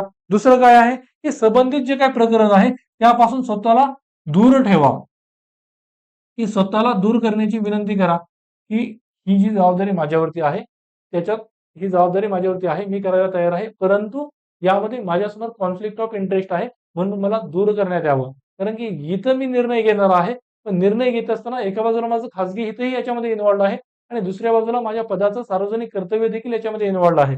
म्हणजे स्वतःला या संबंधित प्रकरणापासून दूर करण्याची विनंती करा. तर समजा तुम्ही विनंती केली, रिक्वेस्ट केली, त्यानंतर तुमच्या वरिष्ठांनी तुम्हाला तुमच्यासोबत म्हणजे तुमच्या विनंतीला मान देऊन तुम्हाला त्या प्रकरणापासून दूर केलं, तर इथं विषय संपला. बरोबर? म्हणजे कॉन्फ्लिक्ट ऑफ इंटरेस्टचा विषय संपला. तुमचा कॉन्फ्लिक्ट ऑफ इंटरेस्ट होता, तुम्ही जाहीर केला, तुम्ही त्यांना दूर करण्याची विनंती केली, तुम्हाला त्या विषयापासून साईडला केलं. म्हणजे कॉन्फ्लिक्ट ऑफ इंटरेस्टचा विषय इथं संपतोय. बरोबर? मात्र जर तुम्हाला त्या वरिष्ठांनी किंवा त्या संबंधीच्या इतर अधिकाऱ्यांनी तुम्हाला तिथं ठेवलं, की ठीक आहे, तुमचा कॉन्फ्लिक्ट ऑफ इंटरेस्ट आहे, तुम्ही जाहीर केला, पण तरी देखील आम्हाला तुमच्यावरती, तुमच्या सत्यनिष्ठतेवरती, प्रामाणिकपणावरती विश्वास आहे. तुम्ही यामध्ये कायम राहून तुम्ही हे काम करा. मग तुम्ही जर त्याच्यामध्ये कायम राहिलात त्या कॉन्फ्लिक्ट ऑफ इंटरेस्टच्या सिच्युएशन मध्ये निर्णय घेण्यासाठी, तर अशा वेळेस तुम्ही काय केलं पाहिजे, की तुम्ही वस्तुनिष्ठपणे वस्तुनिष्ठपणे पारदर्शकतेनं निर्णय घ्याल. वस्तुनिष्ठ म्हणजे काय? वस्तुनिष्ठता म्हणजे काय? तथ्य आणि आकडेवारी यांच्या आधारे तुम्ही निर्णय घ्याल. तुमचा व्यक्तिगत पक्षपात काय आहे, तुमचं व्यक्तिगत भावना काय आहे, तुमचं व्यक्तिगत हित काय आहे, याला तुम्ही या निर्णय घेत असताना इन्व्हॉल्व करणार नाही. म्हणजेच तुम्ही तथ्य आणि आकडेवारी आणि फॅक्ट्स यांच्या आधारावरती निर्णय घ्याल. तुम्ही व्यक्तिगत भावना त्यात मिसळणार नाहीत आणि दुसऱ्या बाजूला तुम्ही पारदर्शकतेने पण हे कराल आणि ज्या वस्तुनिष्ठतेच्या आधारे तुम्ही निर्णय घेतला आहात त्या गोष्टी तुम्ही लिहून ठेवाल आणि तुम्ही त्या लोकांपुढे उपलब्ध करून द्याल, जनतेपुढं, सामान्य नागरिकांपुढं, की या निकषांच्या आधारे मी हा निर्णय घेतला आहे, या गोष्टी मला या बाबीत दिसल्या आणि त्यामुळे मी माझे तसे निर्णय घेतलेले आहेत. ठीक आहे? या नोंदी, या निर्णयाच्या वस्तुनिष्ठ नोंदी तुम्ही लोकांपुढे ठेवणं आणि लोकांनी तुम्हाला त्या नोंदींच्या आधारे जे प्रश्न विचारतील त्या प्रश्नांना तुम्ही उत्तरं देणं, त्यासाठी तुम्ही स्वतःला अवेलेबल करणं हे गरजेचं आहे आणि या पद्धतीने तुम्ही पुढे जाऊ शकता. म्हणजेच काय, हितसंबंध संघर्षाची परिस्थिती तुमच्या समोर उभी राहिली तर तुम्ही ती जाहीर करणं गरजेचं आहे आणि जाहीर केल्यानंतर तुम्ही त्या प्रकरणापासून स्वतःला दूर करण्याची विनंती करा. जर ती विनंती मान्य झाली, तुझा विषय संपला. विनंती मान्य नाही झाली, तुम्हाला ती जबाबदारी पाडण्यावरती ते तुमचे वरिष्ठ कायम राहिले. अशा वेळेस तुम्ही वस्तुनिष्ठतेनं तो निर्णय घ्याल, पारदर्शकतेनं निर्णय घ्याल आणि जी वस्तुनिष्ठ त्या बाबीच्या नोंदी, की ज्या तथ्यांच्या आधारे तुम्ही निर्णय घेतला आहे, ती तथ्य तुम्ही वस्तुनिष्ठ स्वरूपात मांडून ठेवाल, ती जनतेपुढे तुम्ही सादर कराल आणि जनता जर तिला त्याच्यावरती काही शंका असतील, प्रश्न असतील, तर ते तुम्हाला विचारेल आणि तुम्ही त्यांना उत्तर देणं त्या शंकांना, प्रश्नांना गरजेचं आहे आणि या पद्धतीने आपण हितसंबंध संघर्षाची परिस्थिती हाताळू शकतो. क्लिअर? ठीक आहे. मग यामध्ये आपण ही गोष्ट इथं संपलेली आहे. हितसंबंध संघर्ष म्हणजे काय, तिचे परिणाम काय आहेत, कोणत्या स्वरूपात ती आपल्याला पाहायला मिळते, या बाबी आपण अभ्यासलं आणि त्यानंतर ती सोडवायची कशी. नैतिक दुविधा, हितसंबंध संघर्ष या दोन्ही संज्ञा, या दोन्ही संकल्पना महत्वाच्या आहेत. क्लिअर? या तुम्ही दोन्ही संकल्पना व्यवस्थितरित्या कराल. या सगळ्या बाबी डिस्कस केलेल्या मी नोट्समध्ये दिलेल्या आहेत. त्या सगळ्या वाचा व्यवस्थितरित्या आणि जिथं कुठे अडचण असेल तिथं मला विचारा. क्लिअर? मग इथं आजच्या प्रकरणाला आपण थांबूयात आणि आपल्या ग्रुपवरती मी तुम्हाला आजची होम असाइनमेंटचा जो क्वेश्चन असेल तो देईल. ठीक आहे? Clear? Thank you so much. धन्यवाद.